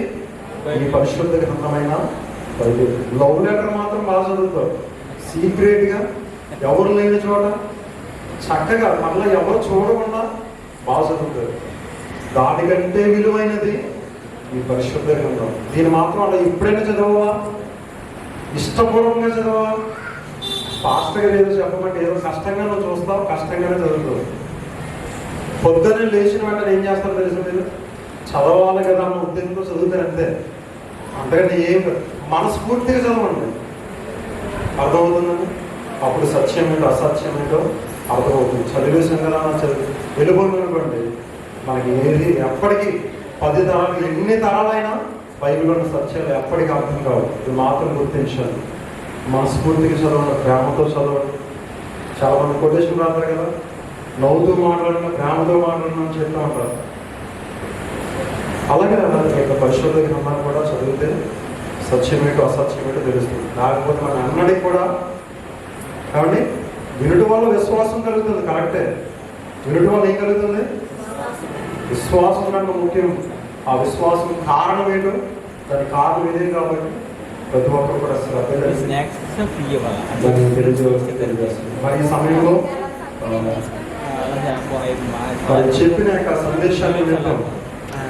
మన మధ్యలో మరి క్వశ్చన్ కొంతమంది ఉన్నారు, అందరూ కూడా తెలియజేస్తారు. మరి ఎలా చెప్పారో వాళ్ళ యొక్క మైనస్ అయితే ప్లస్ పాయింట్ అయితే అందరూ కూడా మన మధ్యలో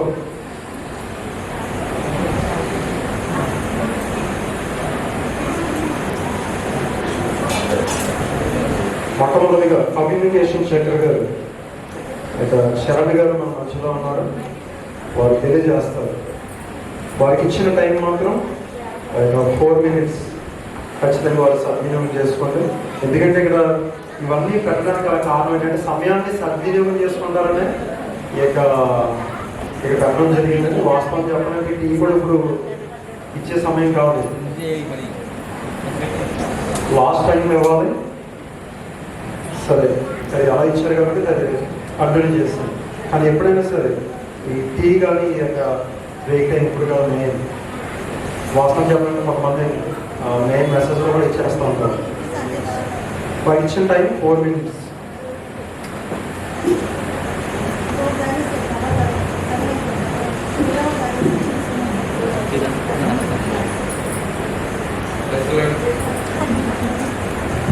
ప్రజలండి, ఈరోజు నాకు ఇచ్చింది కమ్యూనికేషన్ సెక్రటరీకి ఇచ్చారు. ఇక్కడ ఈరోజు వాకింగ్ చెప్పిన ఆయన బాగా చెప్పారండి. అందులో ఫస్ట్ ఎక్స్ప్రెసివ్ లాంగ్వేజ్ ఇచ్చారు ఆయన, అందులో బాగా చెప్పారు. సౌండ్ కూడా ప్రసంగం చేసినప్పుడు వాయిస్ కూడా బాగుంది, ప్రసంగం బాగా అందరికీ వినబడింది. ఇంకోటి ఏంటంటే ఆయన చెప్పినప్పుడు ఆయన ఉచ్చారణ కూడా చాలా బాగుంది, అందులో కూడా ఏమీ తప్పు ఏమీ లేదు. బైబిల్ వొకాబులరీ అంతా బైబిల్ వొకాబులరీ మాట్లాడేది, సొంత వచనాలు సొంత మాటలు ఏం లేవు. వాక్యం చెప్తున్నప్పుడు కూడా చాలా ఫ్లూయెంట్గా చెప్పారు, అందులో కూడా ప్రాబ్లం ఎటువంటిది కూడా లేదు. ఆయనకి ఎటువంటి నత్తిక లేదు. అక్కడ కూడా నోరు పెట్టాను, ఎక్కడ కూడా ఆగిపోలేదు, అది కూడా బాగా చెప్పారు. మధ్యలో అనవసరంగా స్తోత్రము, స్తుతి, హల్లెలూయా కానీ లేకపోతే వేరే వేరే పదాలు కూడా ఏమి ఉపయోగించలేదు. సో ప్రసంగం వచ్చేసరికి సరైన ప్రసంగం అందించారా అని ఉంది క్వశ్చన్. అంటే ఇక్కడ నేను యాక్చువల్గా నో పెట్టానండి సరైన ప్రసంగం దగ్గర. ఆయన చెప్పిన ప్రసంగం అయితే కరెక్టే, నేను కాదనను. కానీ ఆయన నో అని ఎందుకు పెట్టానంటే ఏ పాస్టర్ గారు కానీ ఎవరో కూడా ఇప్పుడు కూడా 10 ఆజ్ఞలు పాటించొద్దని కానీ వాటికి వ్యతిరేకంగా పాటించమని కానీ ఎవరో చెప్పరండి ఎక్కడ కూడా. అదొక్కటే నాకు నచ్చలేదు పాయింట్, దానివల్ల నేను నో ఇచ్చాను. ఏ పాస్టర్ గారు అన్నా సరే, ఏ సంఘం అయినా సరే 10 ఆజ్ఞలు పాటించమని చెప్తారు. ఒకవేళ మన కొత్త నిబంధనలో రెండు ఆజ్ఞల్లో కూడా ఇండైరెక్ట్ గా ఆ 10 ఆజ్ఞలే ఉంటాయి, కొత్త ఆజ్ఞలే ఉండవు, ఆ ఆజ్ఞలే తీసేవు. సో ఆ ఒక్క దగ్గర నేను నో ఇచ్చానండి. సారీ ఫర్ యాక్చువల్గా అంటే సారు ఉద్దేశం ఏంటంటే కొన్ని చోట్ల అబద్ధ బోధలు, కొత్త వెరైటీ కథన కథలు అంటే ఉన్నాయి కదా, కల్స్ ఉన్నాయి కదా, ఆ కల్స్లో భాగంగా కొన్ని చోట్ల ప్రకటింపబడుతున్నాయి. రేపు పొద్దున్న మీరు ఎప్పుడైనా అక్కడికి వెళ్తే మీరు ఎలర్ట్గా ఉండండి, అప్రమత్తమై ఉండండి, జాగ్రత్తగా ఉండండి అని చెప్పి నేను ఉద్దేశం అదే రేపు మాట్లాడుతున్నాం.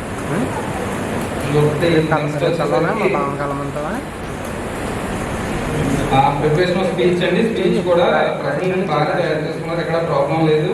హమ్మింగ్ సౌండ్స్ కూడా ఏం లేవు. వచనాలన్నీ కరెక్టే, అన్నీ ఆయన చెప్పిన వాక్యానికి సంబంధించిన వచనాలే తప్ప ఎక్స్ట్రా వచనాలు కానీ అన్నెసెసరీ వచనాలు ఏమీ లేవు, కరెక్ట్గా చెప్పారు. ఇంకొకటి ఏంటంటే ఫిక్షనల్ స్టోరీస్ కానీ అనవసరమైన కథలు ఏం చెప్పలేదు. ఇండైరెక్ట్ స్పీచ్ కానీ డైరెక్ట్ స్పీచ్ కానీ రెండు కరెక్ట్గానే వాడారు, ఎక్కడ అందులో కూడా ప్రాబ్లం లేదు. ఎవరినన్నా ఇబ్బంది పెట్టారంటే అది కూడా ఏం లేదు. కాకపోతే ఒక్క వచనం దగ్గర కొంచెం అంటే అంబేద్కర్ అని చెప్పినట్టు ఆయన ఆ విషయాన్ని హైలైట్ చేసి చెప్పుకుంటే ప్రాబ్లం లేకపోతే, ఎందుకంటే అందరూ కూడా బైబిల్ తెలిసిన వాళ్ళే, లేకపోతే కరెక్ట్గా వింటున్న వాళ్ళే, లేకపోతే బోధించే వాళ్ళే, ఎక్స్పీరియన్స్ వాళ్ళే వస్తారని లేదు, కొత్త వాళ్ళు కూడా వస్తారు. కాబట్టి వాళ్ళు మిస్గైడ్ అయ్యే ఛాన్స్ ఉంటుంది, మనం అక్కడ క్లారిటీ మిస్ అయితే. సో అక్కడ మనం క్లారిటీ మిస్ అయితే ఏమవుతుందంటే ఆయన మనకి వేరే చర్చల దగ్గర కానీ లేకపోతే మనం వేరే దగ్గర ఎక్కడైనా రాంగ్ మెసేజ్ దగ్గరికి వెళ్ళినప్పుడు మనం ఎలర్ట్ అవ్వడానికి చెప్తున్నారా, లేకపోతే మనం ఎక్కడైనా రాంగ్లో ఉంటున్నామో మనల్ని ఇండికేట్ చేస్తున్నారా అన్నది ఆయన రెండు కూడా కొంచెం క్లారిటీగా చెప్పుకుంటే ఆ ప్రాబ్లం వచ్చేది కాదు. అన్నీ చెప్పినట్టు any out of the subject speech అంటే అవుట్ ఆఫ్ ద సబ్జెక్ట్ ఏం లేదండి, మొత్తం బైబిల్ నుంచి చెప్పారు. ఎవరి వల్ల కూడా ఆయన డిస్ట్రాక్ట్ అవ్వలేదండి. ఎవరి మొత్తంగా అయితే గుడ్ ఆయన చెప్పింది. థ్యాంక్ యూ అండి. నెక్స్ట్ ప్రజెంటేషన్ సెక్రటరీ మరి మేరీ సుందరరాజు గారు తెలియజేస్తారు. వారు ప్రతి ఒక్కరు కూడా వినండి.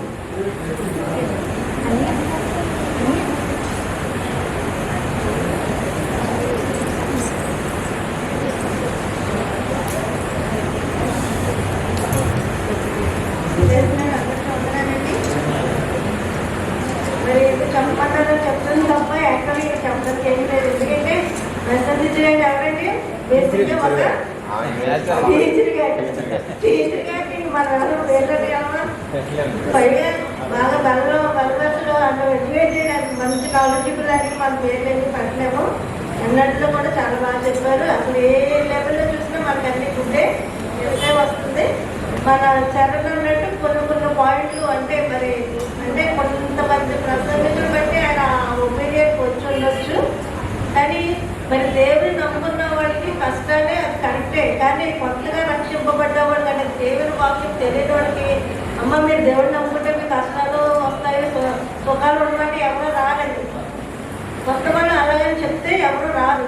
దేవుడిని నమ్ముకోండి అమ్మ మీకు అన్ని మంచి జరుగుతాయంటేనే వాళ్ళు రావడానికి ఇష్టపడతారు. ఆ ఉద్దేశంతో ఏ పాస్టర్ గారైనా సరే అలా చెప్తారు. అంటే అది అబద్ధం పోదా అని నేను అనుకోనండి. వాళ్ళు రోజుకు వచ్చిన తర్వాత ఒకవేళ శ్రమలు వచ్చినా కష్టాలు వచ్చినా వాళ్ళు కొంచెం అడ్జస్ట్ అయ్యి నిలబడగలుగుతారు. అదే కొత్తగా అసలు దేవుడు అంటే తెలియని వాళ్ళకి అమ్మ ఆ దేవుడు నమ్ముకుంటే మీకు కష్టాలు వస్తాయి దేవుడు వాక్యం ఎలా చేస్తుందంటే ఎవ్వరూ రారండి. అంటే జస్ట్ నా ఒపీనియన్ నా సజెషను. అంటే మేబీ ఇది మీరు కరెక్టా నాటు మీరే తీసుకోండి. అది అంటే మాస్టర్ గారు చెప్పినా కూడా తప్పు లేదండి. అంటే అది అబద్ధ బోధ అనేది రాదని నా ఉద్దేశం. తర్వాత మీద చాలా బాగా చెప్పారు. అంటే కొన్ని ఇంకా మీకు టైం లేదు కాబట్టి మీరు ఇంకా బైబిల్లో కథనాలు అని మీరు ఒక రాసిన దాన్ని బట్టి కథనాలు చరిత్ర వాస్తవాలు చెప్పడానికి మీకు అంత టైం లేదని మీరు చెప్పలేదని నేను అనుకుంటున్నానండి. అంటే ఇంకా మీరు బైబిల్ స్టోరీస్ మీరు అటాచ్ చేసి చెప్పొచ్చు. అలా ఇప్పుడు సమూయేలు మన దావీదు గారు సమూయేలు విషయంలో పౌలు గారు రాజు బలి అర్పించాలి యుద్ధాన్ని టైం అయిపోతుంది బలి అర్పించకపోతే నేను ఓడిపోతానేమో సమూయేలు గారు రావడం కష్టమైపోతుంది లేట్ అయిపోతుందని తనే బలి అర్పించేస్తాడండి. అప్పుడు సమూయేలు గారు ఏం చెప్తారండి మరి బలి అర్పించడం కన్నా దేవుని మాట వినడం ఆజ్ఞను కైకొనడం శ్రేష్టమని చెప్తారు. అంటే ఇటువంటి కొటేషన్స్ మనం ఇక్కడ అంటే చరిత్ర గ్రంథాలు కూడా ఇక్కడ తీసుకొచ్చి చెప్పడం మరి కొంచెం బాగుంటుందేమో అనుకున్నాం. మేబీ మీకు అంత టైం ఇవ్వలేదు కాబట్టి చెప్పలేదేమో. అంటే అలాంటి చిన్ని కానీ మీరు అన్నట్లని చాలా బాగా చెప్పారు.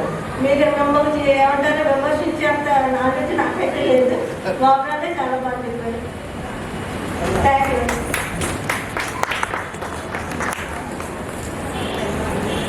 నెక్స్ట్ కంటెంట్ శేఖర్ గారు జాబర్ గారు తెలియజేస్తారు.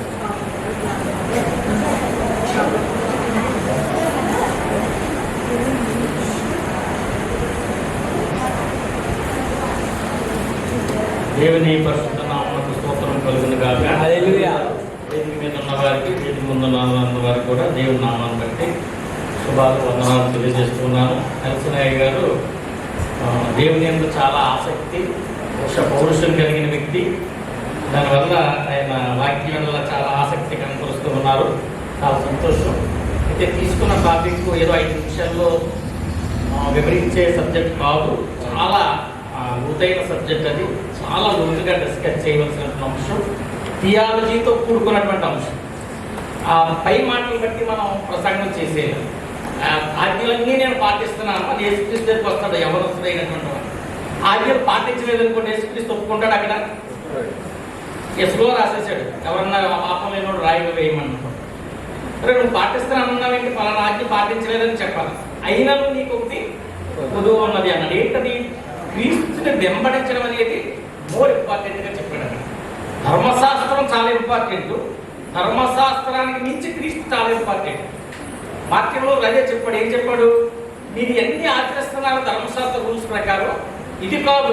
నీతిమంతుడు ఎలా ఉంటాడు? విశ్వాసం మూలంగానే ఒకటి నీతిమంతుడిగా ఎంచబడతాడు. అంతేగాని నేను 7 మెట్లు ఎక్కి నేను వాటికన్ సిటీ వెళ్తే నాకు పుణ్యం వస్తుంది, లేకపోతే రకరకాల సమాధుల్లో ఎముకలు సిలువులు చూస్తే నాకు ఇలా అయితే కష్టం అని చెప్పి నీతిమంతుడు విశ్వాస మూలంగానే జీవిస్తాను. పౌలు కూడా దాని బేస్ చేసేప్పుడు విశ్వాసము, ప్రేమ, నిరీక్షణ 3 అవసరం. వీటన్నిటికంటే ముఖ్యమైనది ఏదంటాడు? ప్రేమ. కాబట్టి దేవుడు యోహాను చెప్పాడు ఏమి, దేవుడు ప్రేమ అయి ఉన్నాడు. ప్రేమ ఏంటంటే నథింగ్ అసలు ప్రేమ తప్పించి ఏమీ లేదు. కాబట్టి వ్యభిచారంతో పట్టబడిన స్త్రీని ఏం చేయాలా, అమ్మ ఎవరో రాయగలరా, ఈయన వెయ్యాలి. కానీ అక్కడ ధర్మశాస్త్రాన్ని నెరవేర్చాలి. ధర్మశాస్త్రం ఏం చెప్తుంది, రాయేసుకుని కొట్టేసి చంపేయాలి. మరి యేసుక్రీస్తు రాయేయాలి కదా. కాబట్టి యేసు ప్రేమ కలిగిన వాడు. అప్పటి వరకు దేవుడిని ఎలా ప్రజెంట్ చేశారంటే, యూదులు చంపేస్తాడు, దేవుడు నరికేస్తాడు, వాళ్ళు అలా చేసేస్తాడు, ఇలా చేసేస్తాడు, దేవుడి దగ్గర. దేవుడు అటువంటి వాడు కాదురా, దేవుడు ప్రేమమయుడు. అందుకని కుమారుడు ఈ లోకానికి వచ్చి, ఎందుకు కుమారుడు రావాల్సి వచ్చింది తండ్రి ఉండగా, పెద్ద సబ్జెక్ట్ థియాలజీలో మేము చాలా మంది దగ్గర నేర్చుకున్నటువంటి విషయం. తండ్రి ప్రేమను ఎక్స్ప్రెస్ చేయడానికి ఒక వ్యక్తి అవసరం, నటిస్తాను. కాబట్టి అందుకనే హెబ్రీ రాసిన పత్రిక 8వ అధ్యాయంలో చెప్తాడు, నేను ఇంతకుముందు యూదులకు ఇచ్చేనే పాత నిబంధన అంతా కొట్టివేశాను, క్రొత్త నిబంధన నేను మీకు ఇస్తున్నాను, అది మీ హృదయంలో రాస్తాను, మీ ధర్మశాస్త్రాన్ని. పరిశుద్ధాత్మ ద్వారా మన హృదయంలో రాస్తాడు. పరిశుద్ధాత్మ ఏం చేస్తాడు, ఏది పాపమో, ఏది సత్యమో, ఏది ఎక్కడ లోకమో, ఏ పాపంలో తీర్పేదో ఇది మనకు తెలియజేస్తున్నప్పుడు మనము పరిశుద్ధాత్మ పూర్ణులే దేవుని యొక్క ధర్మశాస్త్రాన్ని ఆచరించాలి. It's a different one. ధర్మశాస్త్రం ఏం చెప్తుంది, కంటికి కన్ను పంటికి పన్ను. అలాగే ఏం చేయాలి, మనం ఎవడన్నా మనకు చేస్తే కొట్టేయాలంటనే. నేను అలా చెప్తా లేదు, ఎవడన్నా మిమ్మల్ని శత్రువు మీకుంటే ఏం చేయాలా, క్షమించగలిగి ఉండాలి. ఇది క్రొత్త ఆజ్ఞ. యేసుక్రీస్తు ఇచ్చిన ఆజ్ఞలు ఏంటంటే, ఎటువంటి వాటన్నా సరే క్షమించాలని చేసి చూపించాడు. తండ్రి మీరు ఏం చేస్తున్నారో మీరు ఎదుగుతారు కనుక మీకు that is the love of the God. అది చాలా లోతైన సబ్జెక్ట్. ఒక రోజు మనం ఇలా కూర్చొని మాట్లాడేసుకునేది కాదు నిజాన్ని. కాబట్టి దేవుడు ప్రేమమైన. అందుకనే ఆ కుడి వైపు ఉన్నటువంటి దొంగను ఏది నువ్వు నాతో పరదేశంలో ఉంటా అన్నాడు. అక్కడ బాప్తిసమా, ధర్మశాస్త్రమా, రూల్సా ఏమీ లేవు. బికాస్ ఆయన ఏమన్నాడు, ఈ లోకంలో పరలోకంలో కూడా సర్వాధికారంతో వచ్చినాడు. సర్వాధికారం ఇవ్వబడినది. పాపములు క్షమించడానికి అధికారం ఎవరికి ఉంది, ఆయనకే ఉంది. లేచి నీ బరుపెత్తుకోవడం కంటే పాపం క్షమించడం చాలా సులభం అని చెప్పాడు. కాబట్టి our Lord is forgive our any sin any time. అలాగని పాపం చేయమని కాదు, అలాగే నిత్యం పాపం చేస్తా కూర్చోవడం నేను క్షమిస్తానని దాని అర్థం కాదు. నేను క్షమించగలిగినటువంటి ప్రేమ కలిగిన వాడిని నన్ను వెంబడిస్తే వాడికి చీకటిలో వెంబడించడు, వెలుగులో వెంబడిస్తాడు. ఏది మంచో ఏది చెడు అన్నీ తెలిసిపోతుంటాయి. అందుకని మీరు లోకానికి వెలుగై ఉన్నారు అంటారు. నేను నిజమైన వెలుగును కనుక మీరు ఆ వెలుగులో నడవాలని చెప్తాడు అన్నమాట. అందుకని ధర్మశాస్త్రాన్ని నేను కొట్టివేయడానికి రాలేదు కానీ నెరవేర్చడానికి వచ్చాను. ఆ ధర్మశాస్త్రం అంతా బలి అర్పణ గురించి చెబుతుంది, దాన్ని సమాప్తం చేస్తాడు సిలువలో. ఇంకా ధర్మశాస్త్రం బలులు అర్పించవలసిన పని లేదు, నేనే యాగబలి అర్పించబడ్డాను అని చెప్పి లోక పాపం మోసుకుని దేవుని గొర్రెపిల్లని అందుకనే సంబోధిస్తాడు యోహాను. కానీ ఇట్స్ ఎన్ అబ్స్ట్రాక్ట్ సబ్జెక్ట్. ఒక్క రోజులో చెప్పడం అనేది డిస్కషన్స్లో కష్టం. అలాగని దేవుడు ఖడ్గాన్ని ఇవ్వడానికి వచ్చాడంటే ఏమని చెప్తాం, ఆ ఖడ్గాన్ని ఏమని వివరిస్తాం. యేసుక్రీస్తు ఎందుకు వచ్చాడంటే ఖడ్గం ఇవ్వడానికి వచ్చాడు, సమాధానం ఇవ్వడానికి లేదంటే సమాధాన అధిపతిని ఎలా ఎక్స్ప్లెయిన్ చేస్తామైంది. ఎలాగనగా మన శిశువు పుట్టిన కుమారుడు గ్రహింపబడిన ఆయన సమాధానానికి అధిపతి ఎలా ఎక్స్ప్లెయిన్ చేస్తాం. ఖడ్గం అంటే నువ్వు దేవుని వాక్యం వెంబడించుకుంటూ వెళ్తున్నప్పుడు you will become enemy to the society. యేసుక్రీస్తు ఎందుకు ఎనిమీ అయిపోయాడు యూదులకి, దేవుని ప్రేమను పంచడం వల్ల. శిష్యులు ఎందుకు ఎనిమీ అయిపోయారు, దేవుని ప్రేమను పంచడం వల్ల. అప్పుడు కష్టం అవుతాడు. అంతేగాని ఎందుకంటే తండ్రి కుమారుడికి, కుమారుడు తండ్రికి, అక్క చెల్లెళ్ళు అందరూ వ్యతిరేకం అయిపోతారు. ఎందుకు వ్యతిరేకం అయిపోతారు, వీళ్ళు దేవుని వెలుగులో నడుస్తారు, వీళ్ళు లోకంలో నడుస్తారు. అందుకని పదాజ్ఞలు తప్పు అని ఎవరు చెప్పరు. ఆ పదాజ్ఞల్లో వ్యభిచరిస్తేనే పాపం. యేసుక్రీస్తు చెప్పిన ఆజ్ఞ ఏంటి, మోహపు చూపుతో చూస్తేనే పాపం. దర్శాలు దేవుడు ఆజ్ఞలు డిఫరెంట్గా ఉన్నాయి కొత్త నిబంధనకు వచ్చేటప్పుడు. కాబట్టి మనం సంఘాన్ని ఎలా బోధిస్తాడో, ఒరే ధర్మశాస్త్రం మనకి వ్యభిచరిస్తేనే తప్పు అని చెప్పిందిరా, క్రీస్తును వెంబడించేవాడు అయితే మోహపు చూపు కూడా చూడడానికి వీలు లేదు. అక్కడ పంటికి పన్ను కంటికి కన్ను అని చెప్పిందిరా ధర్మశాస్త్రం, నీవైతే క్షమించడమే నీ డ్యూటీ, రెండోది డ్యూటీ లేదు. ఇంకా అందుకనే ప్రేమ కలిగి ఉండడానికి ప్రయాసపడమంటాడు. ఎంతవరకు ప్రేమించాలా, ఎన్నిసార్లు ప్రేమించాలి ప్రభు అంటాడు పేతురు. 77 సార్లు అంటే ఎన్నమ్మరా అన్నమాట, దానికి లెక్కలేదు. ఇది చాలా కష్టం. దీన్నే యేసుక్రీస్తుని వెంబడించడం అంటే. శిష్యులు అలా వెంబడించారు కదా. తోమా గురించి మనం చెప్పుకున్నాం కదా, ఇండియన్ క్రిస్టియన్ అని పెట్టుకున్నాం. తోమా చనిపోయినా లేపాడు, కానీ తోమాను బెడ్డ పెట్టుకుంటే ఆయన లేవలేదు, చనిపోయాడు. ఆయన క్షమించాడు, స్టెఫను క్షమించాడు. రూల్ అయితే ఏం చేయాలా, సగం తిరగబడిపోవాలి. తండ్రి మీరు ఏం చేస్తున్నారు మీరు ఏం చేస్తున్నారు, that is Christianity, that is following of Jesus Christ. అంటే పదాజ్ఞలు చాలా అవసరం, పదాజ్ఞలకి మించి క్రీస్తు అవసరం. అది ఎలా చెప్తుందంటే పదాజ్ఞలు ఒకవేళ నిన్ను ఈ రకం వరకే నేను హద్దు పెడుతుంది అంటే రోమాపత్రిక అంతా చెప్తాడు. పాపం అంటే ఏంటో నాకు ధర్మశాస్త్రం బట్టి తెలుస్తుంది, లేకపోతే నాకు తెలియదు కదా అని చెప్తాడు. క్రీస్తులో పాపాన్ని క్షమించడం అంటే ఏదో చెప్తాడు. అని ఇది చాలా పెద్ద సబ్జెక్టు. నేను నేషనల్ ఏమి విమర్శించడానికి రాలేదు, కానీ సంఘస్థులకి మనం ఎన్లైటన్ చేసేటప్పుడు చాలా జాగ్రత్తగా ఎన్లైటన్ చేయాలి, లేకపోతే వాళ్ళు ఒకసారి మిస్గైడ్ అయిపోవడానికి అవకాశం ఉంటుంది. అంతమించి నేను నేషనల్ నేను తప్పడలేదు. వెరీ ఫెరోషియస్ పర్సన్, ఇటువంటి ఫెరోషియస్ పర్సన్ ఉంటే దేవుడికి కావాలి, స్టాండ్ అవ్వడం కావాలి. అయితే బాగా చదివితే దేవుడే మనకి అది ఆయన వాక్యాన్ని రివీల్ చేస్తాడు. వాక్యాన్ని ఆయన వాక్య ప్రకారంగా చెప్పే కంటే దేవుడు మనకి ఆ వాక్యాన్ని తెలియపరుస్తాడు. అందుమించి నేను నేషనల్ ఏమంటలేదు, ఆయన తెలియపరచలేదు అంటలేదు, కానీ వాక్యానుసారంగా అయితే అది కరెక్ట్ అవ్వచ్చు.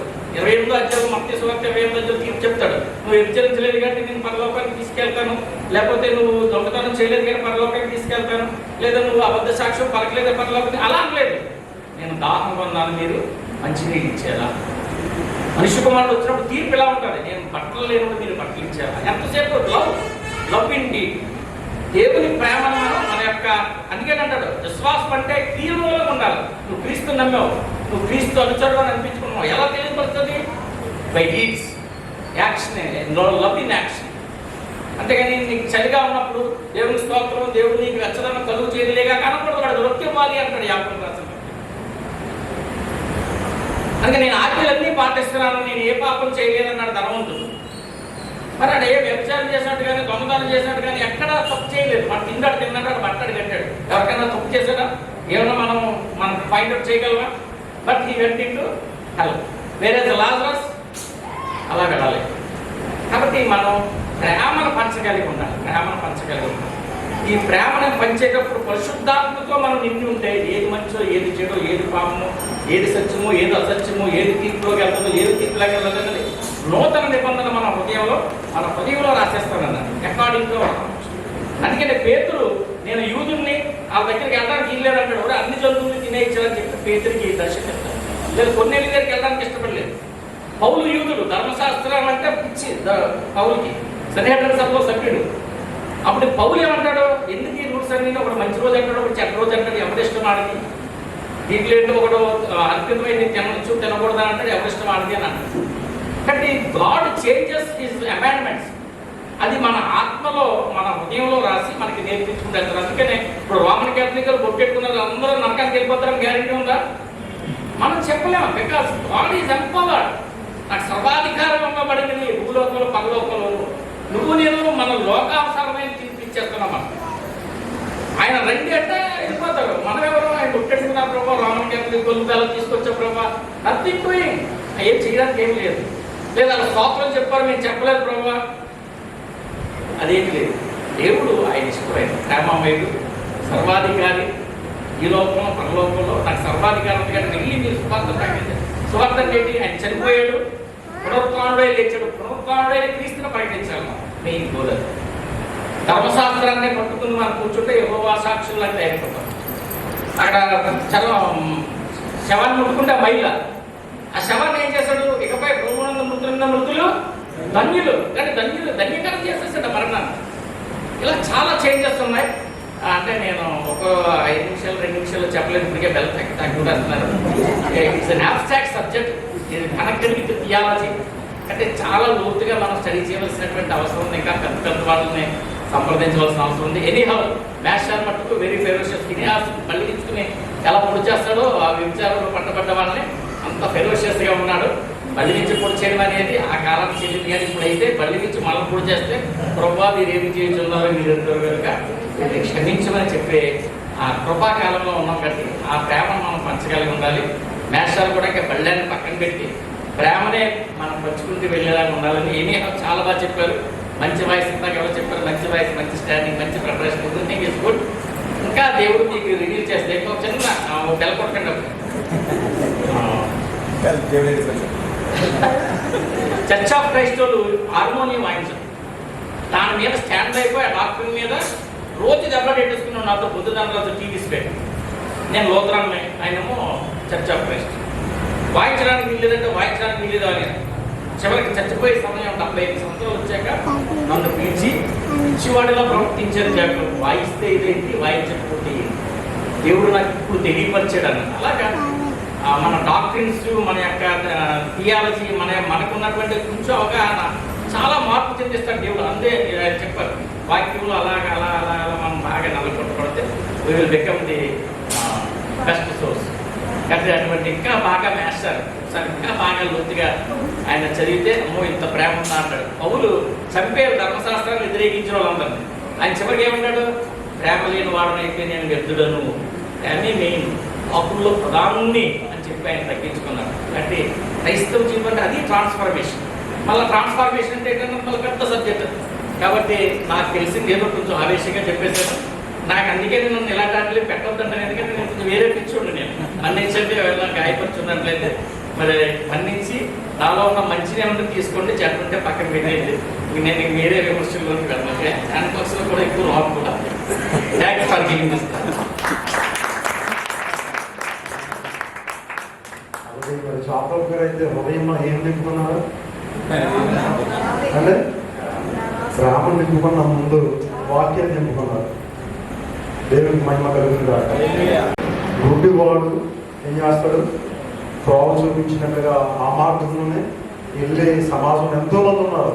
నేటి సమాజంలో, నేటి సంఘాలు ఎంతో మంది ఆ త్రోవలో వెళ్ళేవారు ఎంతో మంది ఉన్నారు. కాబట్టి వాక్యాన్ని సమృద్ధిగా నింపుకుందాం మన హృదయాల్లో. నిండిన దాన్ని బట్టి ఏమొస్తుంది, నోరు మాట్లాడుతుంది. కాబట్టి మనందరూ బూతులన్నీ మాట్లాడుతున్నప్పుడు చాలా మంది ఇదిగా నింపుకోవాల్సింది. దేవుని వాక్యాన్ని స్పష్టంగా నిండుగా నింపుకుంటే కనుక చాలా పుణ్యత మనం పొందుకుంటాం. మరి మీరు చాలా మంది ఎగ్జామ్ రాశారంటే చాలా మంది ఏ క్లాస్ అయినా సరే, 1వ తరగతి అయినా 1వ తరగతి నుంచి ఏ క్లాస్ అయినా ఎగ్జామ్ రాశారా, వాళ్ళందరికీ ఫలితాలు ఉంటాయి. మరి ఇప్పుడు ఇక ప్రజెంటేషన్ శేఖర్ గారికి, అలాగే మెయిన్ స్పీకర్ గారికి, అలాగే షార్ట్ మెసేజ్ స్పీకర్ గారికి, వీళ్ళందరికీ కూడా ఇప్పుడు ఫలితాలు ఉన్నాయి. ఎప్పుడు ఎలా రాస్తారో, ఇలా ఏ విధంగా తెలియజేస్తారో మా టైం రిపోర్టర్ గారు తెలియజేస్తారు.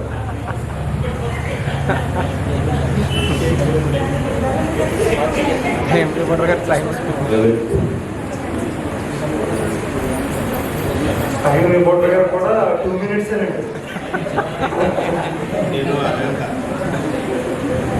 అందరికీ వందనాలండి. నేను మైకోల్ గాక.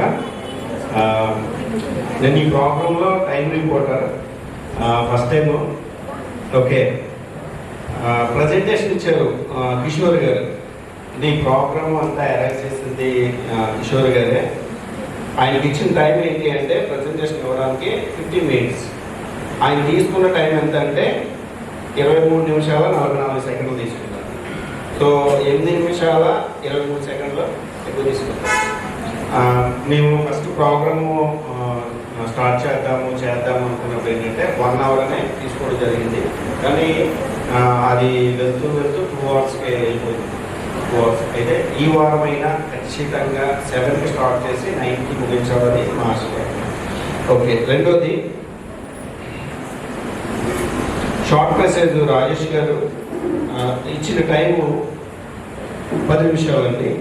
అయితే ఆయన తీసుకున్న టైం ఎంత అంటే 16 నిమిషాల 42 సెకండ్లు, అంటే ఒక 6 నిమిషాల 42 సెకండ్లు ఎక్కువ తీసుకోవడం జరిగింది. అలాగే నెల్సన్ గారు మెసేజ్ చెప్పిన నెల్సన్ గారు ఇచ్చిన టైము 15 నిమిషాలు ఇవ్వడం జరిగింది. ఆయన 16 నిమిషాల 32 సెకండ్లు చెప్పారు. 1 నిమిషం 32 సెకండ్లు మాత్రమే ఎక్కువ తీసుకోవడం జరిగింది. నిజంగా వెళ్ళనుకుంటుంది. ఇటు వచ్చి అసలు టైము ఎక్కువ తీసుకోలేక ఎవరంటే కమ్యూనికేషన్స్ చెక్కారు ఆశ్రమ్ గారు. ఆవిడ 2 minutes 59 secondsలో తన చెప్పాల్సిందంతా కూడా ఈజీగా చెప్పేశారు కమ్యూనికేషన్ చెక్కర్ గారు. అలాగే చరణం కూడా చరణే కమ్యూనికేషన్ చెక్కరు. పాస్టర్ గారు వచ్చి 22 నిమిషాల 33 సెకండ్లు తీసుకున్నారు. సో ఆవిడ కూడా టైము మేరలేదు. ఆవిడ ఇచ్చిన టైం ఎంత అంటే 4 నిమిషాలు చరణ్కి ఇచ్చిన టైం అంటే 4 నిమిషాలు, ఏదో ఇంచుమించు 2.5-3 నిమిషాల్లో కొట్టడం జరిగింది. సో వీళ్ళిద్దరికీ రైట్ మార్క్స్ పడ్డాయి, మిగతా వాళ్ళకి ఎవరికి పడాలి. మరి నాకు కూడా పడతారో లేదో తెలీదు. తర్వాత బాగా ఎక్కువ టైం తీసుకుంది పాస్టర్ గారు, జాకబ్ పాస్టర్ గారు. ఆయనకి ఇచ్చిన టైం ఎంత అంటే 2 నిమిషాలు. ఆయన తీసుకున్న టైం ఎంత అంటే 12 నిమిషాల 32 సెకండ్లు తీసుకున్నారు. అంటే డబుల్ మాట, అంటే 10 నిమిషాల 32 సెకండ్లు ఎక్కువ మాట్లాడడం జరిగింది. సో టైం ఇవన్నీ నేర్పించాలనేసి ఈ యొక్క కార్యక్రమాన్ని ఏర్పాటు చేయడం జరిగింది. అంటే అన్ని టైం టు టైం జరిగితే ఎక్కువ కూడా బోర్ కొట్టకుండా ఉంటుంది. వీళ్ళు ఏదైనా ఏ ప్రాబ్లమ్ చేసినా, అలాగే ఏ మెసేజ్ ఇచ్చినా, మనలో ఎవరైనా సరే టైం స్టార్ట్ చేస్తారు, టైం ముగిస్తారు అనే ఉద్దేశం ఉంటే చాలా బాగుంటుందని మా ఉద్దేశం, ఈ యొక్క గాస్పల్ బాక్స్ యొక్క ఉద్దేశం. సో నా టైం కూడా అయిపోయింది. Thank you all of you.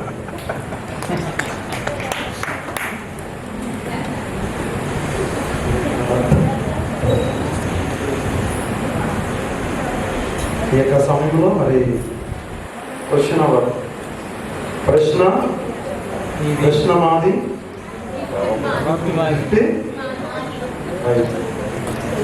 నేనేమనుకుంటున్నాను అంటే ప్రశ్న మాది గిఫ్ట్ మాది గిఫ్ట్ ఎవరిదే. ఓకే, అయితే ఈ సమయంలో ప్రశ్న మాది గిఫ్ట్ మీది అనే కార్యక్రమంలో మన యొక్క క్విజ్ అంబేద్కర్ మన మధ్యలో ఉన్నారు. వారికి ఇచ్చే సందేశం ఏంటంటే వారు కూడా 5 minutes ఇవ్వడం జరుగుతుందండి. వారు కూడా నేను ఒక చిన్న మాట ఏంటంటే వారు కూడా అంబేద్కర్ లాగానే ఆలోచన చేసి ప్రశ్నలు అడగాలని తెలియజేస్తున్నాను. Thank you very much.